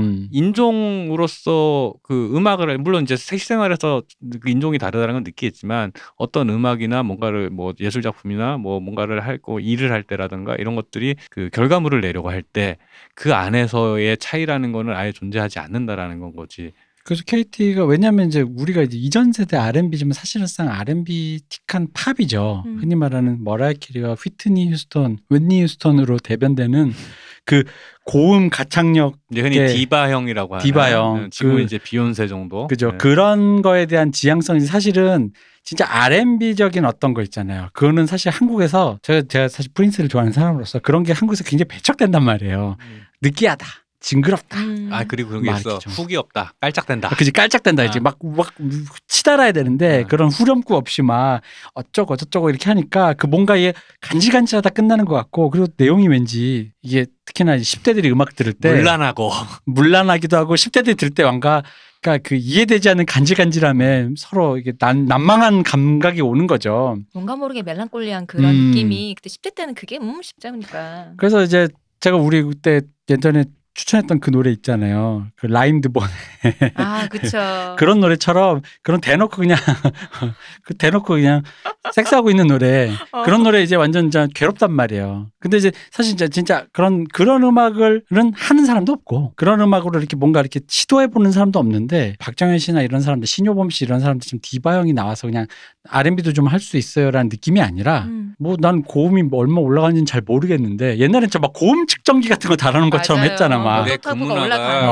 금문화가 여전히 남아있긴 해요. 예를 들어서 복면가왕이라든가 보면은 여전히 그냥 지르는 거, 높은 음 올라가는 거 성대 차력사라고 하죠. 그게 직관적이고 알기 쉬우니까 그리고 잘한다라는 게 빡 오니까. 그렇죠. 경연 프로에서는 난 뭐 그런 뭐 어떤 공식화된 거니까 그럴 수 있다 보는데 그러니까 어떤 자기 음악을 지향한다고 봤을 때 내가 몇 옥타브가 왜 기타 칠 때 똑같은 거예요. 내가 손이 작아서 저 사람들만큼 치는 것만큼 손가락이 안 벌어져. 뭐 잘 못 치겠어. 그럴 수 있지. 근데 뭐 우리 장고 라인하르트 손가락 2개로도 치는데 그런 걸 좀 자기의 단점과 컴플렉스를 자기의 장점으로 승화시키는 게 또 예술의 묘미인데 그렇게 되려면 그 어떤 거를 어떤 위계로서 규정을 하고서 저걸 따라가겠어가 아니라 내 음악을 하고 나를 표현하겠어가 돼야 되는 건데 맞아요. 컴플렉스가 있으면 그게 쉽지가 않아요. 맞아요. 그리고 재능도 있어야겠죠. 재능이 있으면 컴플렉스가 있어도 되지. 근데 그 재능을 키워줄 자양분들, 문화적 베이스 이런 것들이 있어야지 잘하고 못하고 테크닉은 일정 수준 이상이면 되고 자기 스타일을 완성하고 자기 세계가 나와야 되는데 그러기에는 우리가 분명히 그 비교적 최근까지도 따라잡기에 몰두했었다. 근데 신나게 따라잡고 나도 보니까 내 앞에 아무도 없어 인 상황인 건 거죠. 지금은. 그죠. 그러고 뒤에도 계속 버리고 왔더니 걔들은 걔들대로 다 이렇게 뭔가 쭉 해가지고 그렇게 된 거야. 쭉. 근데 어쨌든 이번에 그 KT가 그래서 이렇게 앨범이 안 나오다가 그 몇 년 전에 하나 내고 싱글 하나 내고 또 최근에 하나 나왔어요. 드디어 에코라는 노래가 나왔는데 제가 에코를 듣는데 이걸 전혀 어디서 들었냐면 제가 구독하는 그 애플 뮤직의 플레이리스트가 있는데 거기가 계속 이렇게 바뀌어요. 거기에 첫 곡에 있었어요. 듣는데 너무 노래가 좋아서 나는 이게 한국인지 미국인지 뭐 이런 감각도 없었어. 그냥 좋았어. 왜냐면 또 영어로 부르니까 너무 멋있는 거야. 그리고 노래가 또 뒤에 제가 좋아하는 기타가 또 싹 나오니까 그것까지도 멋있는 거예요. 그래서 이거 누구야 그랬더니 한국 사람이야. 근데 이 사람이 그때 내가 그때 소리소문이 사라졌다는 느낌을 받았던 KT 킴이었던 거야. KT 킴은 특히나 그 K-팝 스타에서 G.O.D 노래 네가 있어야 할 곳을 부르면서 그때 포텐을 터트리면서 이미 그때부터 이제 그때 이미 우승이었어요. 근데 이제 그런 거 할 때 이제 막 박진영 씨 리액션으로 막 귀르가즘 느껴 막 이런. 박진영 씨 그때 리액션 죽이잖아. 막 나중에 막 일어서 가지고 막 이 목소리가 녹음이 돼 있어. 아 진짜 막 이러면서 막. 그러니까 예를 들어서 뭐 KT 킴 씨가 이제 압도적으로 어리기도 하지만 예를 들어 우리 이제 요즘에 한국에서 흔히 말하는 인싸들이 듣는 음악 이런 거 보면 이제 뭐 딘, 크러쉬, 그죠. 지코. 그러니까 이게 우리는 모르는데 어느 순간 그들이 그냥 영어로 뭐 난 딘 씨가 제일 신기해. 여기 어디야? 은평구 바이브. 홍제동 출신이라는데 영어 발음이 왜 그렇게 좋아? 근데 요즘 친구들 다 그렇지 않아? 그러니까 오늘 얘기할 사람들 다 그래요. 너무 신기해. 근데 노래하는 사람들은 저희가 늙어서 그런 거죠, 그거는. 근데 KT 씨는 어릴 때 외국을 그분은 갔었잖아요. 교포니까. 버클리니까 또. 교포가 아니라 저기 유학생인가? 교포라고 알고 있는데. 거기 가서 어릴 때 있다가 미국 가서 살고 있는 거죠. 그러다 이제 버클리 음대를 다녔던 사람이니까 이해할 수 있는데 한국에서 나고 자란 애들이 참 요즘 발음들이 좋아요. 그렇죠. 근데 그러니까 옛날에는 버클리를 간다라는 것은 그 약간 신사유람단이었단 말이야. 천진문물을 예를 들어 윤상 씨도 나이 40이 넘어서 갔잖아. 그죠. 이런 김동률 씨도 가고. 그렇죠. 그런 거였는데 그 KT 킴 씨 같은 경우에는 사실 버클리를 갔다 안 갔다가 중요한 게 아니라 그냥 자연스럽게 동일 문화권. 맞아요. 동일 문화권의 사람으로서 그 위기 없이 나는 내 음악을 내놨어. 니들이 이렇게 좋아할지 모르겠고 잘한 건가 아닌가 잘 판단 안 되지만 괜찮니? 하고 내놓는 요 태도. 난 태도가 핵심인 것 같아요. 잘한다 맞아요. 못한다가 중요한 게 아니고 태도가 핵심인 것 같아요. 눈 감고 들으면은요 흑인 가수가 부르는 것 같아요. 예. 전 그래서 영상을 보는데 립싱크 같은 거예요. 왜냐면 또 얼굴이 또 그렇게 좀 모해하게 생겨가지고 되게 귀엽게 생기셔서 안 맞아 목소리랑 사실은. 근데 또 웃긴 게 그러니까 그 태도가 왜 중요하다고 느끼냐면은 그러니까 영어로 부르는데 우리 때 같으면 우린 위계가 있다 보니까 영어로 우리 때 왜 락할 때 우리 락 세대니까 한글의 그 분절된 음이랑 이 랩에서도 똑같이 그런데 요즘에 힙합하는 한국 힙합 그 다음 세대는 이걸 해결했죠. 어쨌든 간에 그 힙합하는 세대가 했던 똑같은 당면했던 문제점. 영어에서 나오는 그 연음에서 나오는 그 어떤 매끄러운 발음과 한국에서 딱딱 끊어지는 이 분절된 음이 음악적이지가 그러니까 좀 이게 좀 왠지 촌스러운 거야. 어둡고 타악한 이거보다는 이렇게 해야 되는데 이게 안 되는 뭔가 그러니까 그걸 촌스럽다 느끼는 것도 그때 감각이었던 거지. 지금은 그지. 지금은 사실 그렇지 않은데 그때는 우리는 그걸 촌스럽다 느끼고 어떻게 보면 영어적으로 할까 그러다 보니까 안 되겠으면 영어로 가사를 썼던 거야. 근데 그러다 보니까 썼을 때 그때는 우리는 컴플렉스를 느꼈던 거지. 우리가 결국 영어로밖에 쓰지를 못하겠는가. 근데 지금의 이제 KT가 그냥 영어로 내잖아요. 네. 근데 이게 그 우리가 그때 예를 들어 임재범 씨도 그때 앨범 그러니까 이렇게 그런 그 밴드를 할 때 아시아나나 이런 밴드 영어로 했단 말이에요. 근데 이제 그게 그때 당시에 영어로 한 것과 KT가 영어로 하는 것과는 같은 영어지만 그 어떤 차이가 있단 말이에요. 당연히 다르죠.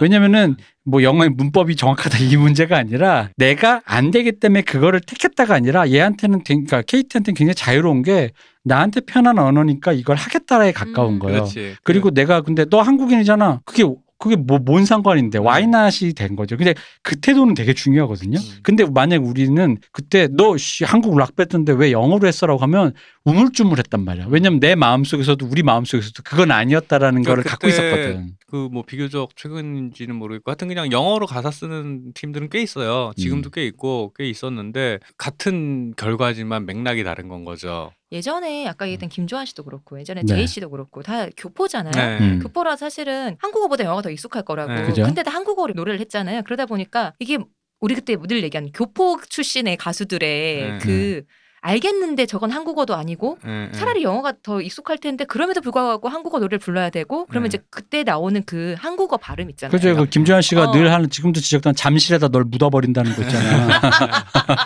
사랑하는 여자 잠실에 묻어버린데 잠실 널 묻어야겠지. 이거 있잖아.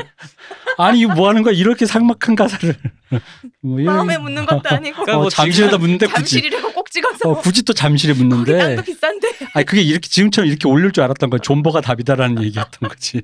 그렇죠. 그래서 김조한 씨가 돈을 많이 벌었다. 그래요? 많이 묻었나 보네.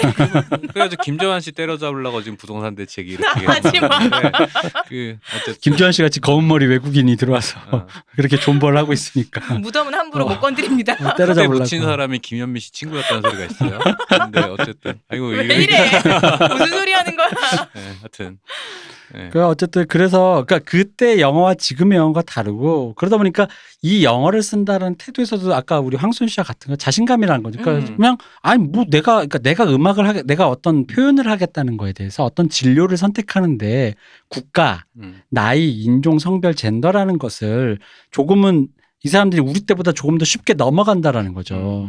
우리 때는 그게 안 됐던 거고 그게 힘들었던 거고. 그 자체가 예를 들어서 우리 옛날에는 그런 것들이 도전이었어요. 영어로 가사를 써서 영어로 앨범을 낸다라는 것도 그렇고 그 황소연 씨 같이 그 기타를 쳐가지고 뭐 그 해외 페스티벌에 가서 연주하고 뭐 이런 것도 도전이었는데 지금 그냥 되는 거예요. 그냥 하는 거야. 네, 그냥 하는 거야. 그건 도전도 뭣도 아니야. 물론 그분들에게 앞으로 도전해야 될 무언가가 분명히 나타날 거예요. 그러나 최소한 허들은 이미 넘어 있어요.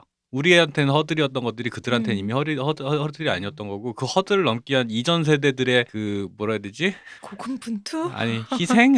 아니 그냥 희생인 게 맞는 게 희생이라기보단 그냥 이렇게 표현한 게 KT를 들으면서 그리고 황소연 씨를 들으면서 무슨 생각이냐면 황소연 씨 앞에 나 같은 기타 친다 깝치던 시체들이 햄버거 힐이 햄버거 힐 있잖아. 햄버거 힐. 저 높은 허들에 올라가기 위해서 그 시체들이 계단을 만들어 준 그쵸. 거지. 그 올해 초에 기본 1941에 나오는 그 벌판에 깔린 시체를 사이로 뛰어나오는 그것처럼 그 앞에 깔린 거 KT 앞에 R&B를 한답시고 했던 한국에 그 사람들이 계단을 만들어 준 거예요. 그죠? 그러니까 그 앞에 그 시체들이 보인다라는 거죠. 그렇지. 그 거기에는 단순히 음악뿐 아니라 그 경제적인 뭐 태도고 교육, 문화, 환경 뭐 여러 가지 것들이 다 있어서 그 위에서 그들은 날 때부터 이만큼 위에서 시작을 해서 자연스럽게 되는 건 거야. 그러니까 사실은 그 이제 인류는 그러니까 어쨌든 세상은 나아지고 있다. 그러니까 사실은 우리가 실패한 육아 특집을 하면서 교육이라든가 여러 가지들이 왜곡된 어떤 성격 것들이 이런 결과로 나타났다라는 이제 되게 비판적인 태도로 얘기를 했는데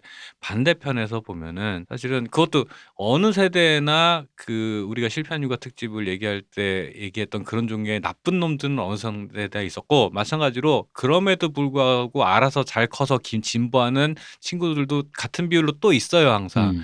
그러니까 이러니 저러니 해도 그러니까 세상이 이만큼 나빠졌어라는 거에 절망하는 사람이 있는 반면에 여전히 나는 꿈을 꾸고 뭔가를 더 할 거야라고 하는 사람도 반대편에 또 있다는 말인 건 거지. 그래서 굳이 어떤 면 때문에 절망할 이유도 없는 거고 어떤 면 때문에 우울할 필요도 없는 거라는 생각이 나빠졌다고 하는 것도 이제 어른들의 시선인 거지. 그렇죠. 라떼랑 그러니까, 비교해서. 네. 그런 건데 그 젊은 친구들을 어여삐 여기는 것조차도 이게 할 일인가 할 얘기인가 뭐 이런 생각이 들 때가 많아요 사실은. 근데 어쨌든 그 아까 박 박사가 이게 단순히 앞에 쓰러져간 그런 뮤지션이니까 뮤지션들만의 문제가 아니라 경제적 토대라고 얘기해서 그러니까 그런 의미로 우리가 작년에 우리 같이 작업했던 같이 이렇게 GV를 했던 위로공단 같은 그런 것과 같이 연결해서 생각을 하면 조금 더 우리가 이걸 좀 폭넓게 볼 수 있다는 생각이 드는 거예요. 거기에 그 공순이라고 불렸던 그러니까 우리 경제 성장에서 쓰러져갔던 사람들이 있다는 거지. 그러니까 그 토대가 어디서부터 시작됐고 그 결과물이 어디선가 이렇게 단순히 이제 문화예술이라는 게 주로 이제 약간 반짝하듯이 혜성처럼 나타나는 게 문화예술 쪽이니까 이제 이렇게 가시적으로 보이긴 하는데 분명한 건 그런 거죠. 그러니까 황소연 씨나 KT 같은 인물이 나타났다라는 건 이게 문화계니까 그런 거고 이렇게 돌출되지 않는 분야에서도 이런 사람들이 있을 거라는 얘기지. 맞아요. 거기에 동의하는 게 그 어쨌든 이런 예체능 쪽은 그 워낙 어릴 때가 튀어나올 수 있다 보니까 그런 이제 뭐 스포츠에서는 이미 나왔었죠 사실은. 그죠. 네, 그러니까 어릴 때 재능을 꽃피워야 되는 분야들이니까 황소연 씨나 KT 김이나 뭐 앞으로 좀 이따 얘기할 뭐 이영지 씨나 이런 분들이 나왔지만은 분명히 어느 정도 이제 교육받아서 내공을 쌓아야 되는 다른 분야들 뭐 과학이라든가 뭐 인문이라든가 뭐 경제라든가 뭐 정치라든가 분명히 그런 사람들이 때가 되면 나타날 거라고 봐요. 당연히 그래서 저는 개인적으로 이 세계에 대해서 희망이 생겼거든요. 진짜로. 그러니까 뭐 저출산이니 뭐 정치니 뭐 이런 것들에 대해서 되게 우울해하시거나 실망 이 말은 근데 방송 끝날 때 해야 될 것 같은데. 괜찮습니다. 또 해도 됩니다. 그리고 그랬다가 저는 황소연 씨를 보면서 그런 건 거야. 그 왜 평균의 법칙이라고 이 분야에서 이 정도에 되는 사람이 나왔으면은 다른 분야에는 왜 안 나타나겠어요 그런 것들. 모든 거는 뭐 특별히 뭐만 잘하는 세상의 그 지역이나 뭐 인종에 있을 수는 있겠지만 대체로 평균에 수렴해요. 대체로. 우리 오늘 말하는 사람들의 갖고 있는 그러니까 태도 있잖아요. 왜 내가 낸데라는 태도. 근데 그 뭐 건방지다 이런 게 아니라 사람으로서 본인의 하나의 인간으로서 갖고 있는 자존감이 높은 사람들. 그렇죠. 근데 다들 그걸 베이스로 갖고 있잖아요. 근데 그게 그들만 그럴 건 아닐 거거든요. 그러니까 이게 이 사람들이 잘난 체 하는 게 KT를 보면 확실히 느껴지는 게 KT 태도가 되게 재밌어요. KT가 그 K-팝 스타에서도 보여줬던 태도가 약간 맹하게 응? 잘한 건가? 약간 이런 태도가 있어요. 그러니까 왜 방금 시온님 말씀하신 자존감이 높고 내가 된다라고 하면 뭔가 옛날 전통의 락스타처럼 거만할 것 같잖아요. 그게 아니라 자존감이 높다는 상태가 뭐냐면, 그러니까 나를 외부에 있는 무엇과 비교를 하면서 나를 계속 잣대를 나를 무언가 재고 있는 상태가 아니다라는 말을 하는 거예요. 그러다 보니까 이 사람은 오로지 나한테 집중하는 거예요. 내가 그냥 저게 되고 싶으니까 저렇게 한번 트라이를 하겠어. 근데 누가 잘했대. 아 진짜요?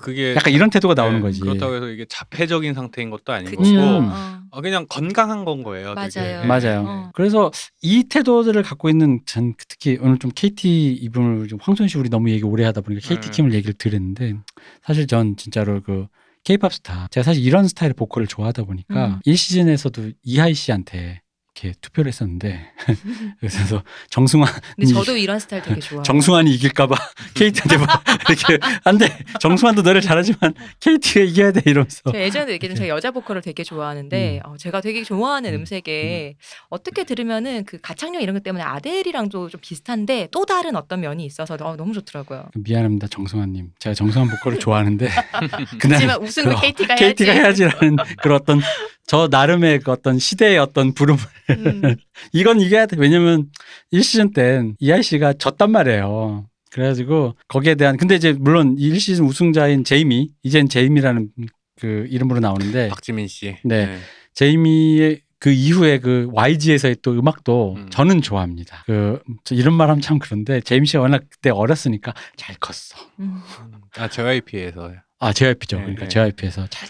그 같이 팀했던 피프틴핸드 했던 백예린 씨도 그렇고. 그러니까 이게 지금 다 자기 음악을 너무 잘해. 자기 음악을 너무 잘하고 특히 전 제이미 박지민 씨의 지난 앨범 싱글 미니 앨범인가에서 제일 좋았던 게 그 여러 가지 노래들이 다 좋아하는 앨범 있지만 특히 그 아무나 쓸 수 없는 칼이었던 그 래퍼 해시스완을 자기 앨범에 쓴 곡이 있어요. 해시스완 랩이 되게 독특하거든요. 그래서 그분이 쇼미더머니 나왔을 때도 처음에 목걸이 걸어줄 때 그 사람들 많고 막 어수선한데 막 앞에서 그냥 해야 되잖아요. 근데 그게 되게 미묘한 거예요. 이게 못하는 건지 잘하는 건지 알 수가 없는 거야. 근데 다들 반신반의와 당황과 뭐 이런 것들이 왔다. 그래서 뽑았는데 하여튼 그 사람은 실력자였어.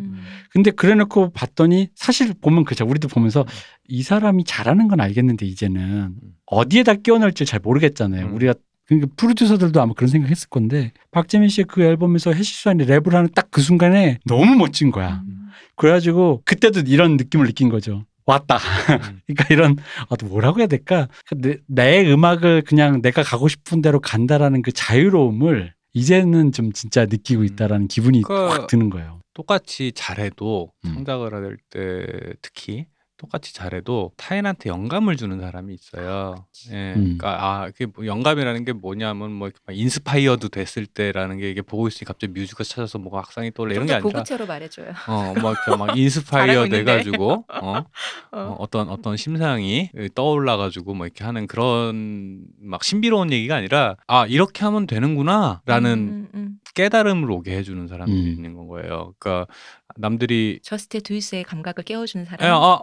이게 이렇게 하면 되는 거구나라고 해가지고 예를 들어서 어떤 사람들이 딱 첫 타를 치고 나면 그 다음에 후속주자들이 쭉 따라오잖아. 나는 그런 걸 영감을 준다라고 하는 건데 요거를 어떻게 풀까라고 고민할 때 이런 식으로도 있구나라고. 그렇죠. 애초에 고민 자체도 안 했다가 이런 것도 있구나가 되는 이런 식의 영감을 주는 사람들은 그런 사람들의 특징이라고 하는 건 사실은 자기 세계라는 것들, 자기만의 그런 인식이라든가 이런 것들이 있다. 그건 모든 분야도 마찬가지인 것 같아요. 심지어 사업을 할 때도 그런 종류의 영감을 준다라는 건 뭐 어느 세대나 누구나 있었죠. 뭐 아까 얘기한 신해철 씨라든가 뭐 윤상 씨, 뭐 박진영 씨 다 그렇게 타인에게 영감을 주는 사람인 건 맞아요. 근데 이제 이 세대들이 우리에게 주는 영감은 전혀 다른 종류인 건 거지. 이게 당연한 세상이구나. 그러니까 이게 좋은 점이 뭐냐면 나는 여태까지 미국 가서 뭔가를 하려고 하면 쭈뼛대는 사람이었단 말이야.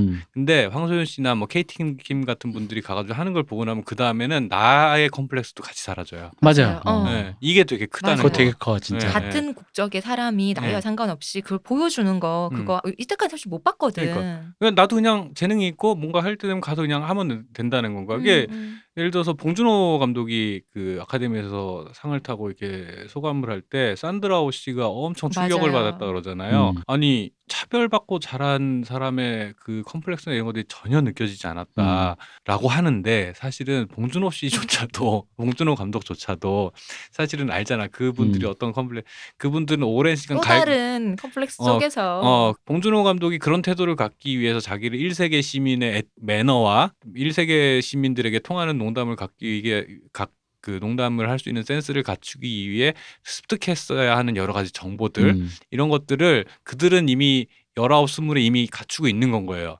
그러니까 그들이 가서 그렇게 하고 있으면은 저렇게 하면 되구나. 나는 그냥 생각할 필요 없이 내가 생각할 때 나의 상식선에서 내가 재밌다고 생각하는 거, 내가 맞다고 생각하는 것들을 그냥 하면 저들이 그거 그대로 받아들여 주는구나라는 이 깨달음. 새로운 세계가 열리는 거거든 이런 게 진짜. 네. 그죠. 그러니까 용기가 생기고, 그러니까 옛날 같으면 내가 뭐라고라는 기분이 막 이게 든단 말이에요, 진짜로. 좀 뭔가 되게 우리 때는 특히나 그래요. 우리는 이제 물자나 그런 게 물자라고 말하니까 되게 웃긴데 60년대 세대가 아니고. 근데 어쨌든 악기 하나 살래도 정보도 없고 비싸기도 오지게 비싸고 그 사용법을 또 잘 모르고 막 이러니까 막 힘든 시대였는데. 그런 것들이 이제 막 너무나도 자연스러운 시대에서 그렇게 이런 친구들이 나오는 걸 보면서 막 뭐라고 해야 될까? 덩달아 나이 든 사람마저도 이렇게 막 뭔가 이렇게 막 마음이 간질간질해지면서 뭉글뭉글해지고 막 그런 기분이 드는 거야, 막. 어릴 때는 뭐 그럴 수 있어. 나이 든 사람이 만약에 되면 어릴 땐 더 젊은 천재들이 나왔을 질투가 날 줄 알았어. 근데 질투가 나는 건 난 지금은 그런 생각이 드는 거야. 걔가 못해서야. 걔가 못하는데 나보단 잘해서야. 진짜 천재가 나타나면 질투가 안 나. 이제 리스펙이 돼요. 맞아요. 근데 질투가 나는 이유는 뭐냐면 걔가 나보다는 잘하지만 내가 갖고 있는 이상보단 못하기 때문이에요. 그래서 열받는 거예요. 그런 맥락도 있고 예를 들어서 산업화 세대들은 이제 86 세대들이나 그 이후 세대, 70년대 세대들이 경제적으로 성공을 해서 되게 깨끗한 신축 아파트에 깨끗한 부엌이 있는 곳에 딱 입주를 하면은 아이고야 내가 성공했다. 뭐 우리 아들이 뭐 우리 딸이 뭐 이런 감각으로 받아들여진다면 아우 한국 사람들이 막 그 손흥민이라는 애가 미국 해외에서 그렇게 축구를 잘한다 뭐 이런 거에서 신기함을 이런 거라면은 우리는 어떤 우리 아랫세대 들이 그런 문화적인 성취를 올리는 걸 보면서 약간 1세계 시민으로서 인증받은 것 같은 그 쾌감이 속물적인 쾌감이 있는데 그렇죠. 있죠. 네, 근데 이제 방탄소년단 보면서 사실 386이나 70년대생들 아저씨들이 방탄에 열광하는 이유는 국뽕으로 좋아하는 거지. 그 나의 컴플렉스를 해소시켜줬기 때문인 거거든요. 그죠. 근데 그들에게는 이미 그거는 당연한 것들이라서 그들이 원하는 세계는 또 다른 데 있을 거예요. 예, 우리가 그래미 시상식에 나가는 걸 보고서는 내 안에 무언가가 해소되는 것처럼 그들이 해소하고 싶어하는 어떤 것들은 다른 데 있다라는 건 거지. 그러나 최소한 생내적인 거, 내가 태어났을 때부터 이미 생득적인 조건들 때문에 안 된다라고 생각했던 것들이 너무 자연스럽게 스르르르 녹아내리는 걸 보면서 내가 인식해야 되는 세계가 더 넓어지고 내가 볼 수 있는 시야가 더 넓어졌구나라는 게 어린 세대들을 통해서 이렇게 싹 보는 것들은 그거는 뭐랄까 되게 신기한 경험인 것 같아요. 되게 뭐라 해야 되지 이거를 신기한 경험이라고 하는 말로 표현을 할 수가 좀. 근데 저는 이런 게 있는 거예요. 그러니까 여기서 말하는 황소연 씨랑 KT가 아까 그 말한 BTS처럼 어떤 흔한 BTS적인 성과, 빌보드 1위냐, 뭐 그래미에서 뭘 탔냐, 사실 그런 문제가, 그러니까 그거는 그래서 이 국뽕과 좀 차이가 있다는 게. 맞아요. 예. 황소연 씨는 그래봤자 한국 뮤지션으로서 한국 인디 뮤지션도 여기 그냥 사실은 듣보에 가깝지. 듣보죠. 그리고 여기 그냥 페스티벌 다니는 아는. 보면은. 그러니까 되게 로컬이야. 이게 봉준호식 로컬이란 말이에요. 근데 그 로컬을 보면서 이미 느꼈다라는 거에서 그가 그래미상을 간다는 지표가 있든 없든과 상관없이 이미 그게 무너져 버렸다라는 거. 네, 맞아요. 그러니까 되게 신비롭게도 요즘에 이제 같이 일하는 친구들하고 그런 얘기를 해. 되게 신기한 현상인데 그냥 이제는 한국에서는 최소한 문화 쪽에서는 창작자가 스스로 재밌다고 느끼는 걸 그냥 하면 그게 월드 스탠다드와 딱히 다르지 않다. 이게 되게 세상이 바뀌었다라는 게 그런 거다라는 거고 그런 거야. 이제 이 대표님이 되게 좋은 지적을 하셨는데 황소연 씨나 그 KT 킴이 하는 걸 보고 있으면 그들이 그래미에 가든 안 가든 그냥 그 자체로 그냥 어렸을 때 음악을 한다고 하면 자연스럽게 서양 애들은 되는데 우린 왜 안 될까라는 게 그냥 자연스럽게 되는 걸 보면서 이미 그 자체가 국뽕이에요. 그들의 성취는 중요하지 않아. 그런 존재가 나타나는 것다는 것 자체가 제가 대표님한테 농담처럼 한 얘기가 옛날에 김대중 대통령이 그 이탈리아전에서 골 들어가는 거 보고서는 국군이 돌아왔다라고 환호를 하셨다 했잖아요. 내가 약간 그런 기분이어서 황소연 씨를 발견하고서는 약간 국군이 돌아 이런 느낌. 그게 김대중 대통령 취임식에 마이클 잭슨이 와가지고 뿌리고 간 거라니까. 철심을 박은 거 어디다가 청와대 어디다가 마이클 잭슨이 그래가지고 지금 이렇게 된 거야 이렇게. 자, 우리가 일단 얘기는 길었습니다만 다룰 사람이 많은데 하다 보니까 사실 우리 할 얘기 없을 줄 알았는데 너무 많이 했어요. 너무 많이 해서 다음 시간에 다시 다음 시간 빨리 가야 되겠습니다. 일단 더우니까 에어컨도 좀 틀고. 자, 그럼 일단 수고해 주신 우리 황소연 씨와 KT 킴을 얘기했어요. 수고해 주신 황소연과 KT 킴 돼버렸네요. 감사합니다. 감사합니다. 네, 감사합니다. 네, 일단 빨리 끊고 가죠. 감사합니다. 감사합니다.